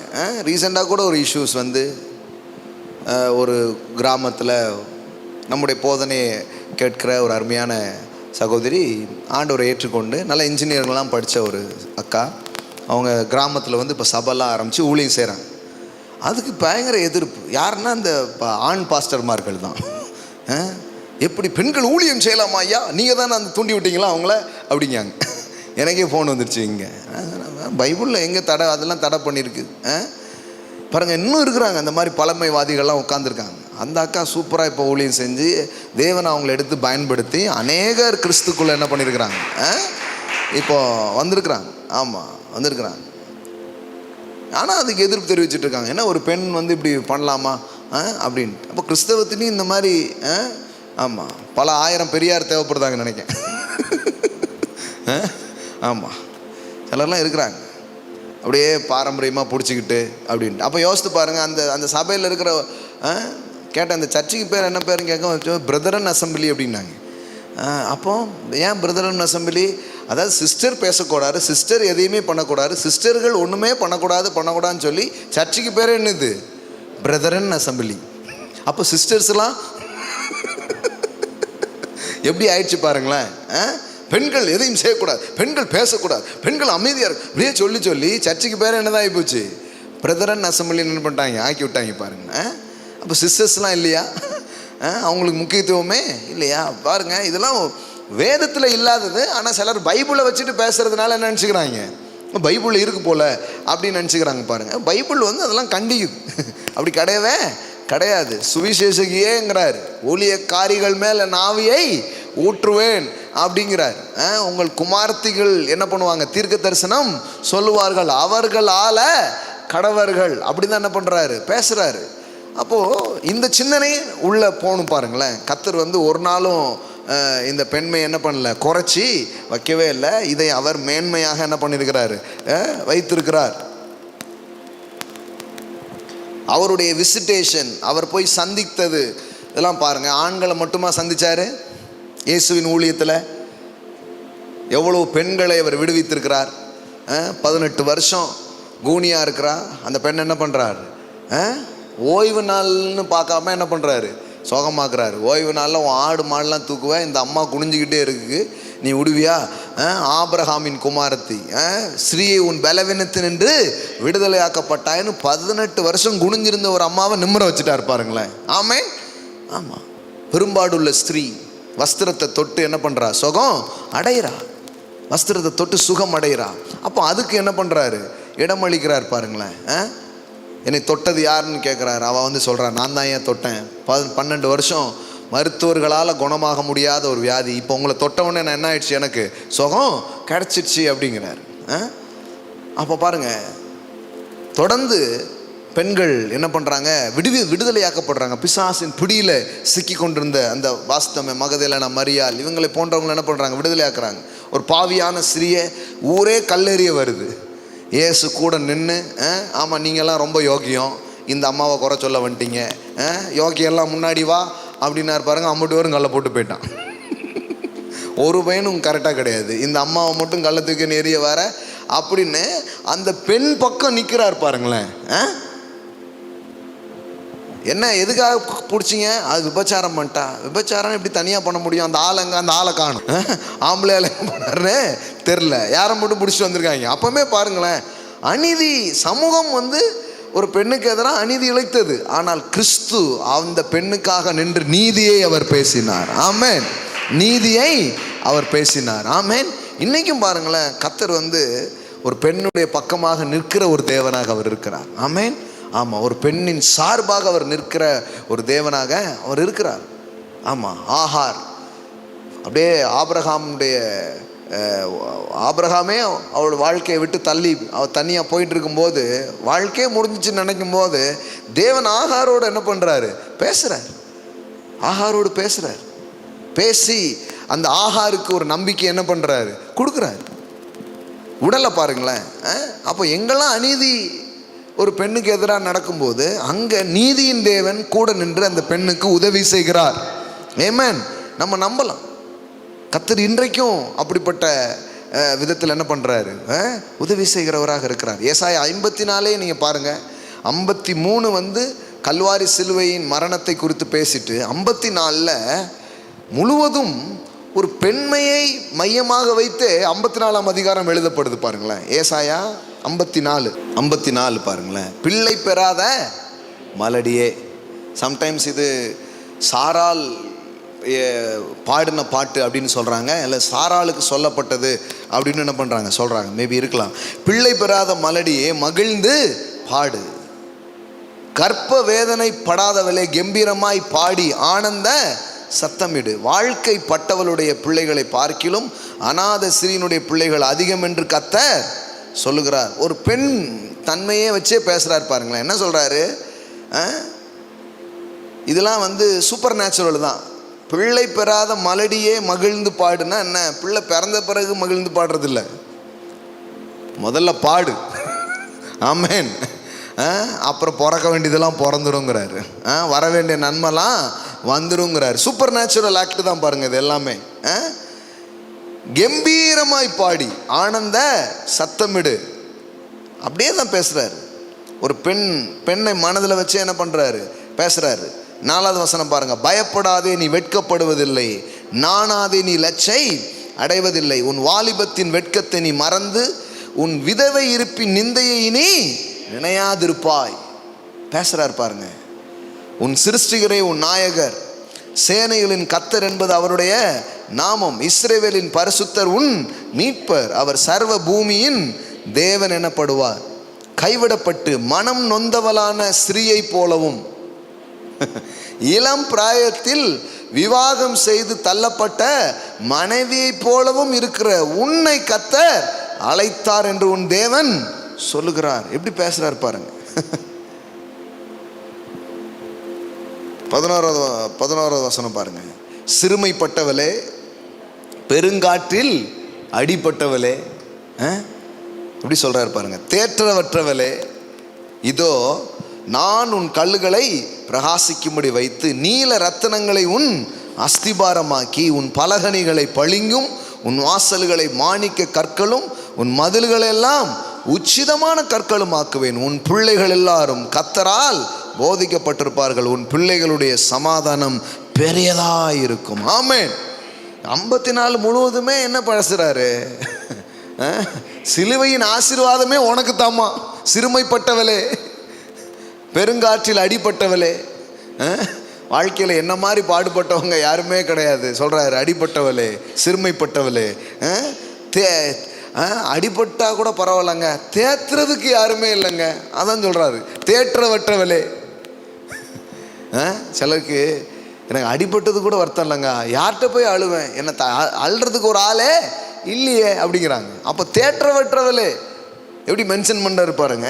தேற்றவற்றவளே, நான் உனக்காக எப்படி வச்சிருக்கிறேன், உனக்காக ஒரு நல்ல அஸ்திபாரத்தை வைத்திருக்கிறேன், சிறந்த வாழ்க்கையை நான் வச்சிருக்கிறேன். அப்படிதான் பேசுறேன். அப்போ முற்றிலும் பாருங்க, எங்க ஒரு பெண் தன்மை மறக்கப்பட்டதாகவோ அது நினைக்கப்படாமல் போனதாகவோ நம்ம சொல்லவே முடியாது பாருங்க. தேவன் முற்றிலும் அதை மனதில் வைத்து தான் என்ன பண்ணுறாரு, வார்த்தைகளை அவர் பேசிக்கொண்டே இருக்கிறார். அதனால் எங்கேயும் அங்கே ஏதாவது ஒரு வசனத்தை பிடிச்சிக்கிட்டு எதையாவது என்ன பண்ணக்கூடாது, நம்ம சொல்லக்கூடாது பாருங்களேன். ஸோ தேவனுடைய மனதில் இந்த பெண்மையை உயர்வாக அவர் எண்ணுகிறார், உயர்வாக அதை என்ன பண்ணுறாரு, பேசுகிறாரு. அதற்கு ஒரு புது பலத்தை அவர் கொடுக்க விரும்புகிறார். சிலர் நினைக்கிறாங்க, பைபிளில் ஒரு வசனம் இருக்குது, பெண் ஒரு பலவீனமான பாண்டம். சில பேர் நினச்சிட்டாங்க நம்மளை அதாங்க நாங்கள் பலவீனமான ஒரு பாண்டமாகவே இருக்கிறோம் அப்படின்னு நினச்சிட்டாங்க. அது பலவீன பாண்டம்னா என்ன அர்த்தம் அப்படிங்கிறது கரெக்டாக புரிஞ்சுக்கணும் பாருங்க. அவள் பலவீனமான பாண்டமானபடியினால், பேதுருல இருக்கு, அவள் பலவீனமான பாண்டமாய் இருக்கிறபடியினால். அப்படின்னா நீங்கள் என்ன நினைக்கிறீங்க, ஃபிசிக்கல்லி வீக் அப்படின்னு சொல்லியிருக்கா? மல்லேஸ்வரியை போய் பாருங்க. மல்லேஸ்வரியை பார்த்து பலவீன பாண்டமான அப்படின்னா மண்டையில் போட்டுருவோம், தம்புல் செடிச்சு தலையில் அடிச்சு போடுவோம் அப்படின்னு. அப்புறம் அப்போ என்ன சொல்லியிருக்கு, ஏன் அப்படி சொல்லியிருக்கு அங்கே பாரு. அந்தபடி புருஷர்களே, மனைவியானவள் பலவீனமான பாண்டமாய் இருக்கிறபடியினால் உங்கள் ஜபங்களுக்கு தடைவராதபடிக்கு நீங்கள் விவேகத்தோடு அவர்களுடனே வாழ்ந்து, அவங்களோட வாழ்கிறதுக்கு உங்களுக்கு விவேகம் தேவை, வாழ்ந்து உங்களுடனே கூட அவர்கள் நித்திய ஜீவனைய கிருபையை சுதந்திரித்துக் கொள்கிறானபடியினால் அவர்களுக்கு செய்ய வேண்டிய கணத்தை செய்யுங்கள். ஸோ இந்த பலவீனம்ங்கிற வார்த்தையை நான் சொல்ல விரும்புகிறேன். இது என்னன்னா, பலவீனம்னு என்ன அர்த்தம்னா, சரீரத்தில் பலம் இல்லாதவங்க அப்படி கிடையாது. அவங்க ஒரு பெண் மென்மையானவள். அவள் எப்படி இருக்கிறா, ரொம்ப மென்மையானவளாக இருக்கிறா. மென்மையானவனா சம்டைம் ஃபிசிக்கலாகவும் மென்மையாக தான் இருக்குது. பட்டு போன்ற மேனிக்கு ரெக்ஸோனா அப்படிங்கிற மாதிரி ஃபிசிக்கலியும் மென்மையாக தான் இருக்குது. ஆனால் அவங்களுடைய எமோஷனல்லி அவங்க எப்படி இருக்கிறாங்க, ரொம்ப மென்மையாக இருக்கிறாங்க. அதாவது ஒரு ஆண் எப்போவுமே அந்த உணர்ச்சி அப்படிங்கிற மண்டலத்தில் அவன் செயல்படுறது இல்லை. ஒரு பெண் எப்போவுமே எந்த மண்டலத்தில் தான் இருக்கிறா, எமோஷனல் வேர்ல்டில் தான் அவள் இருக்கிறா. அதனால தான் நீங்கள் பார்த்தீங்கன்னா டக்குன்னு யார் அழுதுடுறா, இப்போ என்ன சொல்லிட்டேன் டக்குன்னு வந்துடுது, டக்குன்னு வந்துடுது. ஆனால் ஐயா அழுது பார்த்துருக்கவே முடியாது. இவருக்கு அழுகன்னு ஒன்று வருமா வராதா, கண்ணீர்னு ஒன்று வருமா வராதா அப்படிங்கிற மாதிரியே இருக்கும். ஆனால் இவங்களுக்கு என்ன பண்ணும், இந்த கண்ணீர் நிற்காதா அப்படிங்கிற அளவுக்கு என்ன பண்ணிகிட்டே இருக்கும், ஓடிக்கிட்டே இருக்கும். ஏன்னா பலம் உள்ளவங்க தான். ஃபிசிக்கலி அது சொல்லலை, நல்லா தெரியுது ஃபிசிக்கலி கண்டிப்பாக சொல்ல. ஏன்னா சில நேரம் ஆண்களை விட இப்போ பாருங்கள், அது என்ன இது, இப்போ கூட ஒரு இதில் ஒரு ஆண் வச்சுருந்த ரெக்கார்டை உடச்சிட்டாங்க பாருங்களேன். இப்போ ரீசெண்டாக அந்த பேட்மிண்டன்ஸ் அதிலெல்லாம் பார்த்தீங்கன்னா அது வரைக்கும் ஒரு ஜென்ஸ் தான் பெரிய ஸ்கோர் பண்ணி வச்சுருந்தாங்க. இப்போ ஒரு லேடி வந்து என்ன பண்ணிட்டாங்க, அதை உடச்சி ஆணின் சாதனையை முறியடித்தார் அப்படின்ட்டாங்க. அப்புறம் இது கொண்டு போய் பலவீன பாண்டம்னா யாரை பலவீன பாண்டம்னு சொல்லுத அப்படின்றாங்க. அந்த அர்த்தத்தில் சொல்ல முடியாது. நல்லா தெரியுது பாருங்களேன். அப்போ ரொம்ப உணர்வு பூர்வமானவள், ரொம்ப மென்மையானவளாக அவள் இருக்கிறாள் அப்படிங்கிற விதத்தில் தான் என்ன பண்ணியிருக்கு, சொல்லியிருக்கு பாருங்கள். ஆமாம், அதுவும் பாருங்கள், நம்ம சரித்திரத்திலே பாருங்கள், எத்தனையோ பெண்கள் போரிட்டார்கள். ஜான்சி ராணி எல்லாமே என்ன பண்ணுறோம், படிக்கிறோம். அப்போ ஒரு பெண்ணை வந்து ஃபிசிக்கலி அப்படி சொல்லலை, ஆனால் எமோஷனலி அவள் எப்படி இருக்கிறா, ரொம்ப பலவீனமாக இல்லை, மென்மையாக இருக்கிறான். அதான் கரெக்டான வார்த்தை. எல்லாம் சொல்லுங்கள், மென்மை. ரொம்ப மென்மையாக அவங்க இருக்கிறாங்க. அதனால தான் எளிதாக அவங்களுக்கு வந்து அந்த உணர்வுகள் என்ன பண்ண ஆரம்பிக்குது, பொங்க ஆரம்பிக்குது. ஒரு நல்ல விஷயமோ கெட்ட விஷயமோ டக்குன்னு எமோஷ்னலி அவங்க என்ன பண்ணுறாங்க ஆகிறத பார்க்க முடியுது. அதனால தான் அந்த விதத்தில் தான் சொல்லியிருக்கு, அவங்க அப்படி இருக்கிறாங்க, ஒரு சாஃப்ட் இந்த எமோஷனல் வே.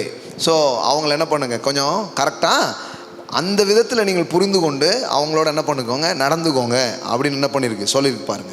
மற்றபடி பலகீனம் உள்ளவள் அப்படிங்கிற அடையாளத்தில் பெண்ணை பற்றி சொல்லலை. ஒரு பெண் பலம் உள்ளவள். ஆமேன். பிரசவ வழி பாருங்க, ஒரே ஒரு பிள்ளையை மட்டும் பெற்றிருக்கணும் அப்படின்னு ஒரு ஆணு கொடுத்துருந்தா என்னத்துக்கு ஆயிருக்கும், அப்படி தான். ஆனால் ஒரு பெண் வந்து அவ்வளோ பெரிய ஒரு பெயினை அவள் என்ன பண்ணுறா, தாங்குறா. அவளை போய் நம்ம சொல்ல முடியுமா பலவீனமான பாண்டம்னு, வந்து பார் அப்படின்னா அவ்வளோதான், பார்க்கவே முடியாது நிறைய பேரால். அந்த நேரத்தில் அவங்க கடந்து போகிற அந்த வேதனையை பார்க்கவே என்ன பண்ணுறது முடியாது. இப்போ அதெல்லாம் தாங்கி அவங்க வர்றாங்கன்னா அப்படி சொல்லிடல, அவங்க ஃபிசிக்கலி அவங்க வீக்குன்னு என்ன பண்ணல சொல்ல, அவங்க ரொம்ப மென்மையாக இருக்கிறாங்க, ரொம்ப சாஃப்டாக இருக்காங்க. அது அவங்களுடைய ஸ்பெஷாலிட்டி. ஆமேன். அது அவங்களுடைய ஸ்பெஷாலிட்டி. ஒரு குழந்தை அழும், நம்ம தூங்கிடுவோம். யாருக்கு தான் கேட்குது, கேட்குது. ஏன்னா அவங்க ரொம்ப அந்த ரொம்ப விழிப்பு நிலையில் அவங்க இருக்கிறாங்க. டக்குன்னு அவங்களுக்கு தெரியும். பேசிக்கிட்டே இருப்பாங்க, அவங்க காதில் குழந்தை அழுது அப்படின்னு கேட்கும். நம்ம கேட்கவே இல்லையே, அவங்களுக்கு கேட்கும். அந்த நேச்சர், அந்த சாஃப்ட் இருக்குது பாருங்கள் அவங்களுக்குள்ள. இதில் வந்து யார் பெரிய ஆள் யார் சின்ன ஆளுங்கிறதுலாம் கிடையாது பாருங்கள். இந்த திரித்துவமே எப்படி இருக்குது, பிதா பெருசா குமாரன் பெருசா பரிசுத்தாவி பெருசா அப்படின்னு கேள்வி கேட்டால் அப்படி சொல்லவே முடியாது பாருங்கள். ஏன்னா ஒருவரை ஒருவர் விட்டு கொடுக்காமல் ஒருவரை ஒருவர் கொண்டாடுகிறார்கள். ஆமேன். பிதா குமாரனை கொண்டாடுறார், குமாரன் பரிசுத்தாவியை கொண்டாடுகிறார். யாரையும் என்ன பண்ணுறதில்ல, குறைவாக நினைக்கிறதே கிடையாது. இப்போ அதே தன்மை தான் நம்முடைய உறவுகளுக்குள்ளேயும் வந்து வெளிப்படணும். இவங்க குறைஞ்சவங்க அவங்க தாழ்ந்தவங்கெல்லாம் கிடையாது, ஒருவரை ஒருவர் கொண்டாடுவது தான் இங்கே ரொம்ப முக்கியமான ஒரு விஷயமாக இருக்கிறது. ஆமென். ஸோ பெண்மையை போற்றுவோம். ஆமென். வேதம் ஒரு நாள் அவங்கள என்ன பண்ணல, மதிப்பு குறைச்சியோ அவங்கள ரொம்ப அண்டர் எஸ்டிமேட் பண்ணியோ எங்கேயுமே என்ன பண்ணவே இல்லை, சொல்லவே இல்லை. வேத வசனத்தில் இருக்கிற ஒவ்வொரு சத்தியங்களும் ஒரு பெண்ணை எப்படி தான் பேசியிருக்குது, ரொம்ப உயர்வாக தான் பேசியிருக்கு, ரொம்ப மேன்மையாக தான் பேசியிருக்குது. இப்போ நம்மளும் இது வந்து மற்றவங்க ஒரு பெண்ணை உயர்வாக நினைக்கணும் அப்படிங்கிறது ஒரு பக்கம். ஒரு பெண்ணாக இருக்கிற நீங்கள் அந்த பெண் தன்மையை உயர்வாக எண்ண வேண்டும். ஆமேன். ஆமாம். மற்றவங்க உயர்வாக நினைக்கிறது ரெண்டாவது இருக்கட்டும், முதல்ல யார் உயர்வாக நினைக்கணும், நம்ம உயர்வாக நினைக்கணும். கடவுள் நம்மளை ஒரு தனித்துவத்தோடு உண்டாக்கியிருக்கிறார், நம்மளை ஒரு சிறப்பான தன்மையோடு அவர் உண்டாக்கியிருக்கிறார். நானும் தேவனுடைய சாயலாகவே இருக்கிறேன். கர்த்தர் என்னையும் என்ன பண்ணுவார், பயன்படுத்துகிறார். அவருடைய நோக்கங்களுக்கு அவருடைய திட்டங்களுக்கு அவர் என்னையும் எடுத்து என்ன பண்ணுறார், உபயோகப்படுத்துகிறார். அப்படிங்கிறது தான் ரொம்ப உண்மையான ஒரு காரியமாக இருக்கிறது. ஆமென். வாசல்கள், அவளுடைய வாசல்களில் அவளை புகழக்கடவர்கள் என்று எழுதியிருக்கிறது. சொல்றார், நீ என் பார்வையில் அருமையானபடியினால் கனம் பெற்றாய், நானும் உன்னை சிநேகித்தேன். ஆமென். தேவன் ஒருபோதும் மட்டமாக நினைக்கல, அவருடைய சிருஷ்டிகளில் மட்டமாக நினைக்கவே இல்லை, மேன்மையாக அவர் என்ன ஒரு மதிப்பு குறைச்சலோடு அவர் பார்க்கல. இன்னும் சொல்லப்போனால் யோசேப்புக்கு கூட பெரிய ஒரு கொடுக்காத கேரை மரியாளுக்கு இயேசு கொடுக்கறத நம்ம பைபிளில் பார்க்குறோம். எங்கள் அப்பாவை நல்லபடியாக பார்த்துக்கோ அப்படிங்கிற மாதிரிலாம் ஒன்றும் பெருசாக இல்லை. ஆனால் அந்த தாயோடு இருக்கிற காரியம் கூடுதலாகவே இருக்குது. அதோ உன் தாய் அப்படின்னு சொல்லிட்டு அறிமுகப்படுத்துகிறார். அவளை நல்லபடியாக பார்த்துக்கோங்க அப்படிங்கிறார். ஸோ தேவனுடைய பார்வையில் நீங்கள் மதிப்பானவர்களாகவே இருக்கிறீர்கள். ஆமேன். இன்னைக்கு அதுதான் உங்களுக்கு சொல்ல விரும்புகிறேன். உங்கள் மேலே ஒரு தவறான அடையாளம் வரலாற்றுகளாலும் இதாலும் போடப்பட்டிருந்தா அந்த அடையாளத்தை கர்த்தர் உடைப்பார். உங்கள் மூலமாக அதை மாற்றுவார். புத்தியுள்ள ஸ்திரீ தன் வீட்டை கட்டுகிறாள். நான் சொல்கிறேன், கடவுள் உங்கள் கூட இருக்கும்போது நீங்கள் வீட்டை மட்டும் இல்லை, நாட்டே வேணாலும் கட்டுவீங்க. புத்தியுள்ள ஸ்திரீ தன் வீட்டை கட்டுகிறாள். ஆமேன். வீட்டை மட்டும் இல்லைங்க, கிறிஸ்து உங்களுக்கு ஞானமாக இருக்கும்போது ஒரு கிராமத்தையே கட்டுவீங்க, தேசத்தையே கட்டுவீங்க. ஆமேன். ஆமாம். உங்கள் ஆற்றல் வெறும் வீட்டோடு முடிஞ்சிடாது, வீட்டிலே அது வெளிப்படட்டும். புத்தியுள்ள ஸ்திரீ தன் வீட்டை கட்டுகிறாள், புத்தி இல்லாதவளோ அதை இடித்து போடுகிறாள். அப்போ ஒரு வீட்டை மாற்றக்கூடிய ஒரு ரெஸ்பான்சிபிலிட்டியை தேவன் ஒரு பெண்ணுக்குள்ளே அவர் வைத்திருக்கிறார். ஒரு பெண் நினச்சா, ஒரு பெண் கர்த்தரோடு இசைந்தால் அந்த வீடு கட்டப்படும். அந்த வீட்டை கட்டி எழுப்ப முடியும். ஆமாம். ஒரு ஆவிக்குரிய தலைமுறையை ஒரு பெண் நினச்சா உருவாக்க முடியுங்க. ஒரு பெண் நினச்சா உருவாக்க முடியும். உங்கள் பயணம் வீட்டில் இருந்து ஆரம்பிக்கட்டும், ஆனால் வீட்டுக்குள்ளேயே முடியக்கூடாது. நாட்டுக்குள்ளே அது வரட்டும், தேசத்துக்குள்ளே அது வரட்டும். பாருங்கள், தீமோத்தேயு பவுலுக்கு அப்புறம் ஒரு பெரிய ஊழியக்காரனாக பார்க்கப்படுகிறான் தீமோத்தேயு. அந்த தீமோத்தேயுனுடைய பின்னணியை நீங்கள் போய் பார்த்தீங்கன்னா அங்கே சொல்லப்பட்டிருக்கிறது, இந்த விசுவாசம் உன் தாய்க்குள் இருந்தது. சரி, அவன் தாயிட்ட போய் கேட்டால் அது தாய்க்குள்ள எப்படி வந்துச்சு? அது உன் பாட்டிக்கிட்ட அந்த விசுவாசம் இருந்தது. சூப்பர்மா. அந்த விசுவாசம் முந்தி உன் பாட்டி ஆகிய லோவிச்சாலுக்குள்ளும் உன் தாயாகிய ஐனிக்கேக்குள்ளும் நிலைத்திருந்தது, அது உனக்குள்ளும் நிலைத்திருக்கிறது என்று நிச்சயித்திருக்கிறேன். எப்படி பாருங்களேன், ஒரு பாட்டியினுடைய இன்ஃப்ளூயன்ஸ். புத்தியுள்ள ஸ்திரீ தன் வீட்டை கட்டுகிறாள். அந்த பாட்டிக்குள்ள இருந்த ஃபெய்த்தை அந்த பாட்டியை யார்கிட்ட இம்பார்ட் பண்ணியிருக்கு? மகள் கிட்ட இம்பார்ட் பண்ணியிருக்கு. இப்போ அந்த மகள் பாருங்க, ஒரு பவுலுக்கு தளபதி மாதிரி ஒரு ஆளா நின்ற தீமோத்தேயுவே அது உருவாக்குவதற்கு காரணமாக மாறிடுச்சு பாருங்களேன். அப்போ ஒரு ஆணின் விசுவாசத்தை பற்றி மட்டும் பைபிள் பேசலை, ஒரு பெண்ணுடைய விசுவாசம் எப்படி போய் இம்பேக்ட் பண்ணுதுங்கிறதையும் வேதவசனம் என்ன பண்ணுது? பேசுது. அப்போ பாட்டிக்குள்ளே இருக்குது, அது தாய்க்குள்ளே வருது, அது பேரன்கிட்ட இப்போ என்ன பண்ண ஆரம்பிக்குது? வெளிப்பட ஆரம்பிக்குது. நான் சொல்கிறேன், உங்களை தலைமுறைகள் நினைவு கூறுகிறது போல் நீங்கள் இருக்க போகிறீர்கள். ஆமேன். இங்கே சில பெண்கள் இருக்கிறீங்க, இன்னைக்கு சில பெண்கள் அதை பார்த்து கொண்டிருக்கீங்க. உங்கள் வம்சத்திலிருந்து, உங்கள் தலைமுறையிலிருந்து மிகப்பெரிய ஆட்களை கர்த்தர் உருவாக்க போகிறார், மிகப்பெரிய ஆட்களை கர்த்தர் எழுப்ப போகிறார். ஆமேன். அன்னைக்கு இதெல்லாம் சொல்லப்படும், அன்னைக்கு இதெல்லாம் சொல்லப்படும். என் பாட்டியின் விசுவாசம், என்னுடைய அம்மாவின் விசுவாசம். ஆமேன். உங்க தலைமுறையை கர்த்தர் அப்படி எழுப்ப விரும்புகிறார். ஆமேன். உன் சந்ததியின் மேல் என் ஆவியையும் உன் சந்தானத்தின் மேல் என் ஆசீர்வாதத்தையும் ஊற்றுவேன். ஹalleluya, hallelujah, hallelujah. ராகாபாராபோ ஷாட்டே லேப்ராகாதாராபாலாபாரா. ஹalleluya. புத்தியுள்ள ஸ்திரீ தன் வீட்டை கட்டுகிறாள். ஆமேன், ஆமேன். இன்னும் அந்த ஞானம் உங்களுக்குள் அபிவிருத்தி அடையட்டும். நீங்க ஒரு தொழிலை கட்டுவீங்க, ஒரு பட்டணத்தை கட்டுவீங்க, ஒரு தேசத்துக்கே தாயாக இருப்பீங்க. ஆமா, தெபொரால் ஒரு ஊருக்கே தாயாக அறியப்படுகிறாள். ஆமேன், ஆமேன். ஆசீர்வாதம் ஆபிரகாமுக்கு மட்டும் இல்லை, நீ அநேக ஜாதிகளுக்கு தகப்பன் என்பது மட்டுமல்ல. சாராளை குறித்து தேவன் சொன்னார். இன்றைக்கும் இதை பார்க்கிற சாராளை குறித்து, இதை பார்க்கிற பெண்களை குறித்து சொல்லுகிறேன், நீங்கள் அநேக ஜாதிகளுக்கு தாயாய் நீங்கள் இருப்பீர்கள். You are the mothers of many nations. Makaraba shata labrata rabo radala broshanta labarakata rabalaba. உங்க பிள்ளையை நீங்க பெத்தெடுக்கிற தாயா மட்டுமல்ல, நீங்கள் ஒரு வம்சத்தை உருவாக்கும் தாயாய் மட்டுமல்ல, ஒரு சமூகத்துக்கே தாயாக. எப்படி எப்படி எப்படி அன்னைக்கு தெபொரால் நான் தாயாய் எழும்பும் அளவும் கிராமங்கள் பாலாய் போயின என்று சொல்லப்பட்டிருக்கிறது. ஒரு ஊருக்கே தாயாக அவங்களை வைக்க போறாரு. ஆமேன், ஆமேன். ஒரு பட்டணத்துக்கே ஒரு தாயாக உங்களை வைக்க போகிறார். அது ஒரு அழைப்பு. இயேசு கிறிஸ்துவுக்குள்ளாக அந்த ஆசீர்வாதமும் அந்த ஆவியும் உங்கள் மீது விடுவிக்கப்படுகிறது இந்த மாலை வேளையில். ரேக்லே மாட்டா லாபாரா கத்தாரா ரிபோலா ரஷ்யாடா லாபாரா பாலாபா ரபாலா கத்தாரா. சில நேரத்தில் ஒரு முழு தன்மை உங்ககிட்ட இருந்து வெளியே வராதபடிக்கு உங்களை சிலது தடுத்துட்டு இருக்குதுன்னா இன்னைக்கே அந்த தடைகள் உடைகிறது இயேசுவின் நாமத்தினாலே. பலவீனங்கள் வெளியேறுகிறது, வேதனைகள் நீங்குகிறது. ஆமென், ஆமென், ஆமென், ஆமென், ஆமென். ஷாகா போரோ கோட்டா லாபாரா ரிபோட்டா லாப்ரா ஷேகேண்டே லேப்ரே காதாரா பாலாரா நீதேரேனா சாட்டே லேப்ரா காதோரோ மென்டே லேப்ரா ஷேகேண்டா ரகாதேரே போட்டா லாபாரா பாலாரா.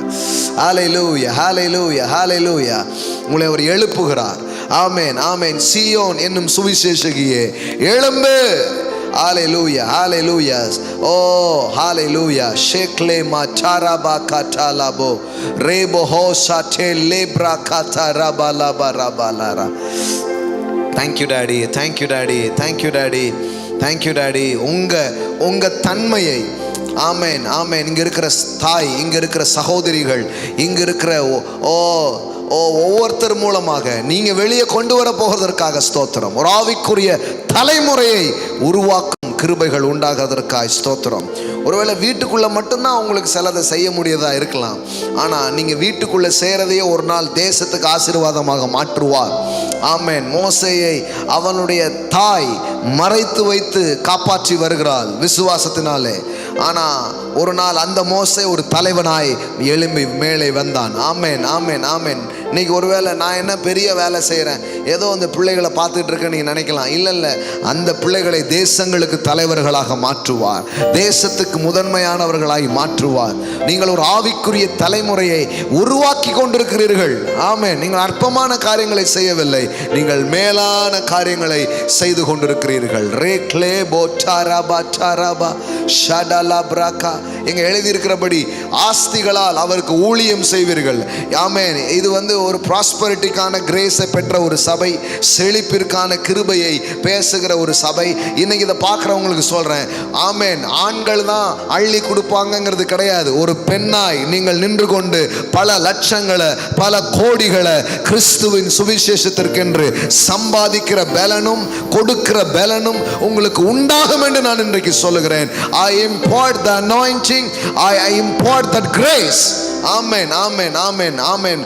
அவள் வியாபார கப்பலை போல் இருக்கிறாள் என்று எழுதியிருக்கிறதே. ஆமென். உங்களுக்குள்ள இருக்கிற பொட்டென்ஷியல், உங்களுக்குள்ள இருக்கிற ஆற்றல்கள், உங்களுக்குள்ள இருக்கிற திறமைகள் வெளியே வருவதாக.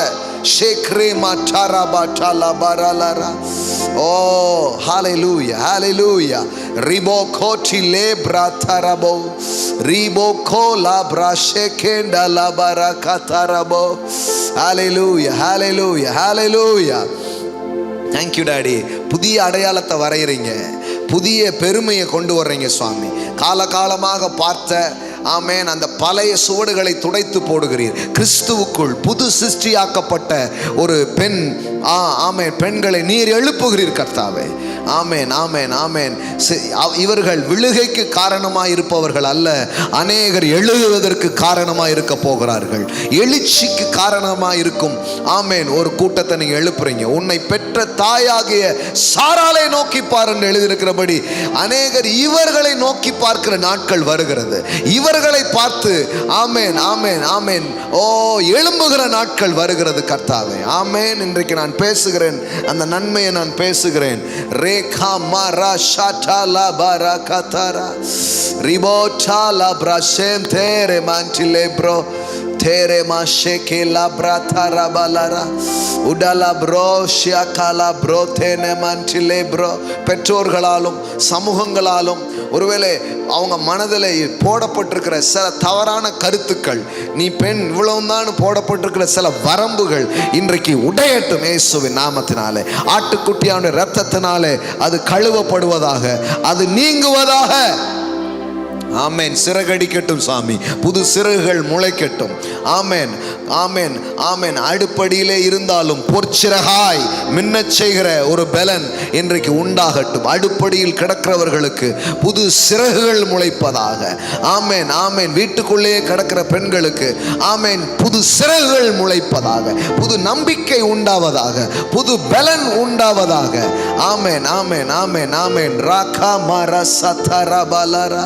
தேவனுடைய ராஜ்யத்திலே ஆமேன், ஆமேன், வலிமை மிக்கவர்களாய் எழும்பி செயல்படுகிற கிருபை இந்த நாளில் அநேகருக்கு உண்டாவதாக, அநேகருக்கு உண்டாவதாக. ரீடாலா ப்ரோதா ராபாலாரா ரிடே லே பிரஷென்டிலே கோதா பாலாபரா மாந்தேரியா கோலாப்ரா ஷெடலே மந்திரே கேலாபரா பாலாரா.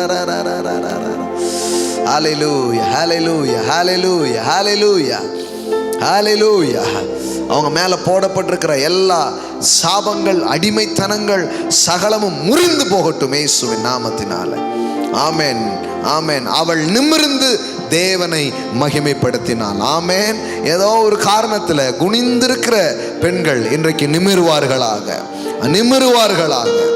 ஆமென். ஏதோ ஒரு காரணத்தினால எத்தனையோ பேரால ஒதுக்கப்பட்டு குற்றவாளியா நிற்கிறவர்கள் தைரியமாய் வெளியே வருவார்களாக.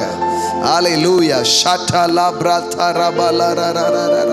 ஒரு புது பலன், ஒரு புது கிருபை இந்த நாளில் ஊற்றப்படுகிறது. கிருபை பெற்றவளே நீ வாழ்க, கிருபை பெற்றவளே நீ வாழ்க, கிருபை பெற்ற பெண்ணே நீ வாழ்க. Amen, amen. கிரேஸ் அப்பான் grace, the gifts upon gifts. Hallelujah. இன்றைக்கு அவங்க மேலே உண்டாகிறதற்காய் ஸ்தோத்திரம். ஓ ரஷட்டலா பிரதா பலரா ஷிடலே ப்ரோ கோட்டாரே மேனே கேதாரா ரீடல ப்ரோ ஷாந்தேரே ரேந்தரே பெலரே. இந்த நாளை ஒரு பெரிய ஆசீர்வாதமாய் ஆமென், ஆமென், நீங்க மாற்றுவதற்காய் ஸ்தோத்திரம். அநேக சகோதரிகளை ஆசீர்வாதத்தின் வாய்க்காலாக ஆமென் இனி தேங்கி கிடக்கும் குட்டைகளாய் நீங்கள் இருக்க மாட்டீர்கள். இனி நீங்கள் பரவி போகிற ஆறை போல் நீங்கள் இருப்பீர்கள். வாசனை வீசும் சந்தன மரத்தை போல நீங்கள் இருப்பீர்கள். ஆமென், amen, amen. I unlock every potential in the mighty name of Jesus. ஒவ்வொருவருக்குள்ளேயும் வைக்கப்பட்டிருக்கிற ஆற்றல்கள் வெளியே வருவதாக. ஷாத்தாராபா. அநேகருக்கு படி அளக்கிறவர்களாக, அநேகருக்கு வாரி இறைக்கிற பெண்ணாக. ஆமென், ஆமென், ஆமென், ஆமென். விளங்கட்டும் என்று ஆசீர்வதிக்கிறோம் ராஜா. டாடி நீங்க செய்றீங்க, உங்களுக்கு நன்றி. ஓ உமக்கு நன்றி செலுத்துகிறோம், உமக்கு நன்றி செலுத்துகிறோம். இயேசு கிறிஸ்துவின் மேலான நாமத்தினால் பிதாவே. Amen, amen, amen, amen, amen. Praise God. Hallelujah, amen. கர்த்தர் நல்லவர். இன்றைக்கு இதை பார்த்த, இதில் பங்கு பெற்ற எல்லாருக்கும் ஆமென். ஆன்லைனில் பார்க்குற, நேரில் இருக்கிற எல்லாருக்கும் ஆமென். உமன்ஸ் டே விஷஸை சொல்கிறோம், மகளிர் தின வாழ்த்துக்களை சொல்லுகிறோம். ஆமென், ஆமென். ராக் ஜீசஸ் ராயல் ஃபேமிலியிலிருந்து எல்லாருக்கும் ஆமென் உமன்ஸ் டே வாழ்த்துக்களை சொல்லுகிறோம். ஆமென். கர்த்தர் நல்லவர். ஆமென். பாடல் பாடும் பொழுது கர்த்தர் கண்டு கொடுக்கலாம். ஆன்லைனில் பார்க்குற பிள்ளைங்க ஆன்லைன் மூலமாக நீங்கள் என்ன பண்ணலாம், கொடுக்கலாம். ஆமென், ஆமென். நேரில் இருக்கிறவங்க நேரில் நாம் செலுத்துவோம். ஆமென், ஆமென். தங்கள் ஆஸ்திகளால் ஊழியம் செய்து வந்த அநேக ஸ்திரீகள் ஆமென். ஹல்லேலூயா. ஓ கிவிங்கில் கூட ஒரு ஆண்னா இவ்வளோ கொடுக்குறாங்க அப்படிங்கிறதுலாம் இல்லை, ஒரு பெண் இவ்வளோ தர முடிஞ்சதுன்னு. ஏன்னா பைபிளே நீங்கள் பாருங்கள், உடச்சி ஊற்றுனதெல்லாம் ஒரு பெண் தான். உடச்சி ஊற்றிட்டா. அவள் கொடுத்த மாதிரி யாருமே கொடுக்கல. சொல்கிறாங்க 1 வருஷம் சம்பளம் அந்த பெண்ணு கொடுத்ததுங்கிறது 1 இயர் சேலரி. 1 இயர் சேலரி கொண்டு ஏசு காலில் போட்டு போயிட்டா. ஆமென். அவன் நான் சொல்கிறேன், கொடுக்கறதுல கூட ஒரு கிரேஸ் உங்களுக்கு உண்டாகும். இதை பார்க்குற பிள்ளைகளுக்கு, இன்னைக்கு விதைக்கிற பிள்ளைகளுக்கு நான் சொல்கிறேன், கிவிங்கில் உங்களுக்கு ஒரு கிரேஸ் உண்டாகும். ஆமென். உங்கள் கை வாரி இறைக்கும். ஆமென். உங்கள் ஆஸ்திகளால் நீங்கள் தேவனுக்கு ஊழியம் செய்வீர்கள். அந்த கிருபை உங்கள் வாழ்க்கையில் பெருகும் என்று இன்றைக்கு நான் உங்களை வாழ்த்துக்கிறேன், உங்களை ஆசீர்வதிக்கிறேன். ஆமென், ஆமென். இன்னைக்கு பேசுகிற எல்லா ஆசீர்வாதங்களையும் உங்கள் மீது, உங்கள் சந்ததிகள் மீது அவர் பலிதமாக்குவார். ஆமென். ஒரு பெரிய பவர்ஃபுல்லான உமனாக, வலிமை பெற்ற பெண்ணாக, ஆமென், ஆமென், சிங்க பெண்ணாக, ஆமென், எழும்பி தேவனுக்காக பிரகாசிப்பீர்கள். ஆமென். கர்த்தருடைய மகிமை உங்கள் மேல் உதித்திருக்கிறது. எழும்பி பிரகாசியுங்கள். ஆமென், ஆமேன். ஒரு நாட்களில், ஒரு வருஷங்களில் உங்களை குறித்தெல்லாம் வரலாறுகள் எழுதப்படட்டும். உங்களை குறித்தெல்லாம் வரலாறுகள் பேசப்படட்டும். உங்களை குறித்து சந்ததிகள் நினைவு கூறட்டும். ஆமேன். தலைமுறை தலைமுறையாய் உங்களுடைய இன்ஃப்ளூயன்ஸ் இருக்கட்டும் என்று உங்களை வாழ்த்துகிறேன், உங்களை ஆசீர்வதிக்கிறேன். ஆமென். தேவன் நல்லவர். God bless you. God bless you.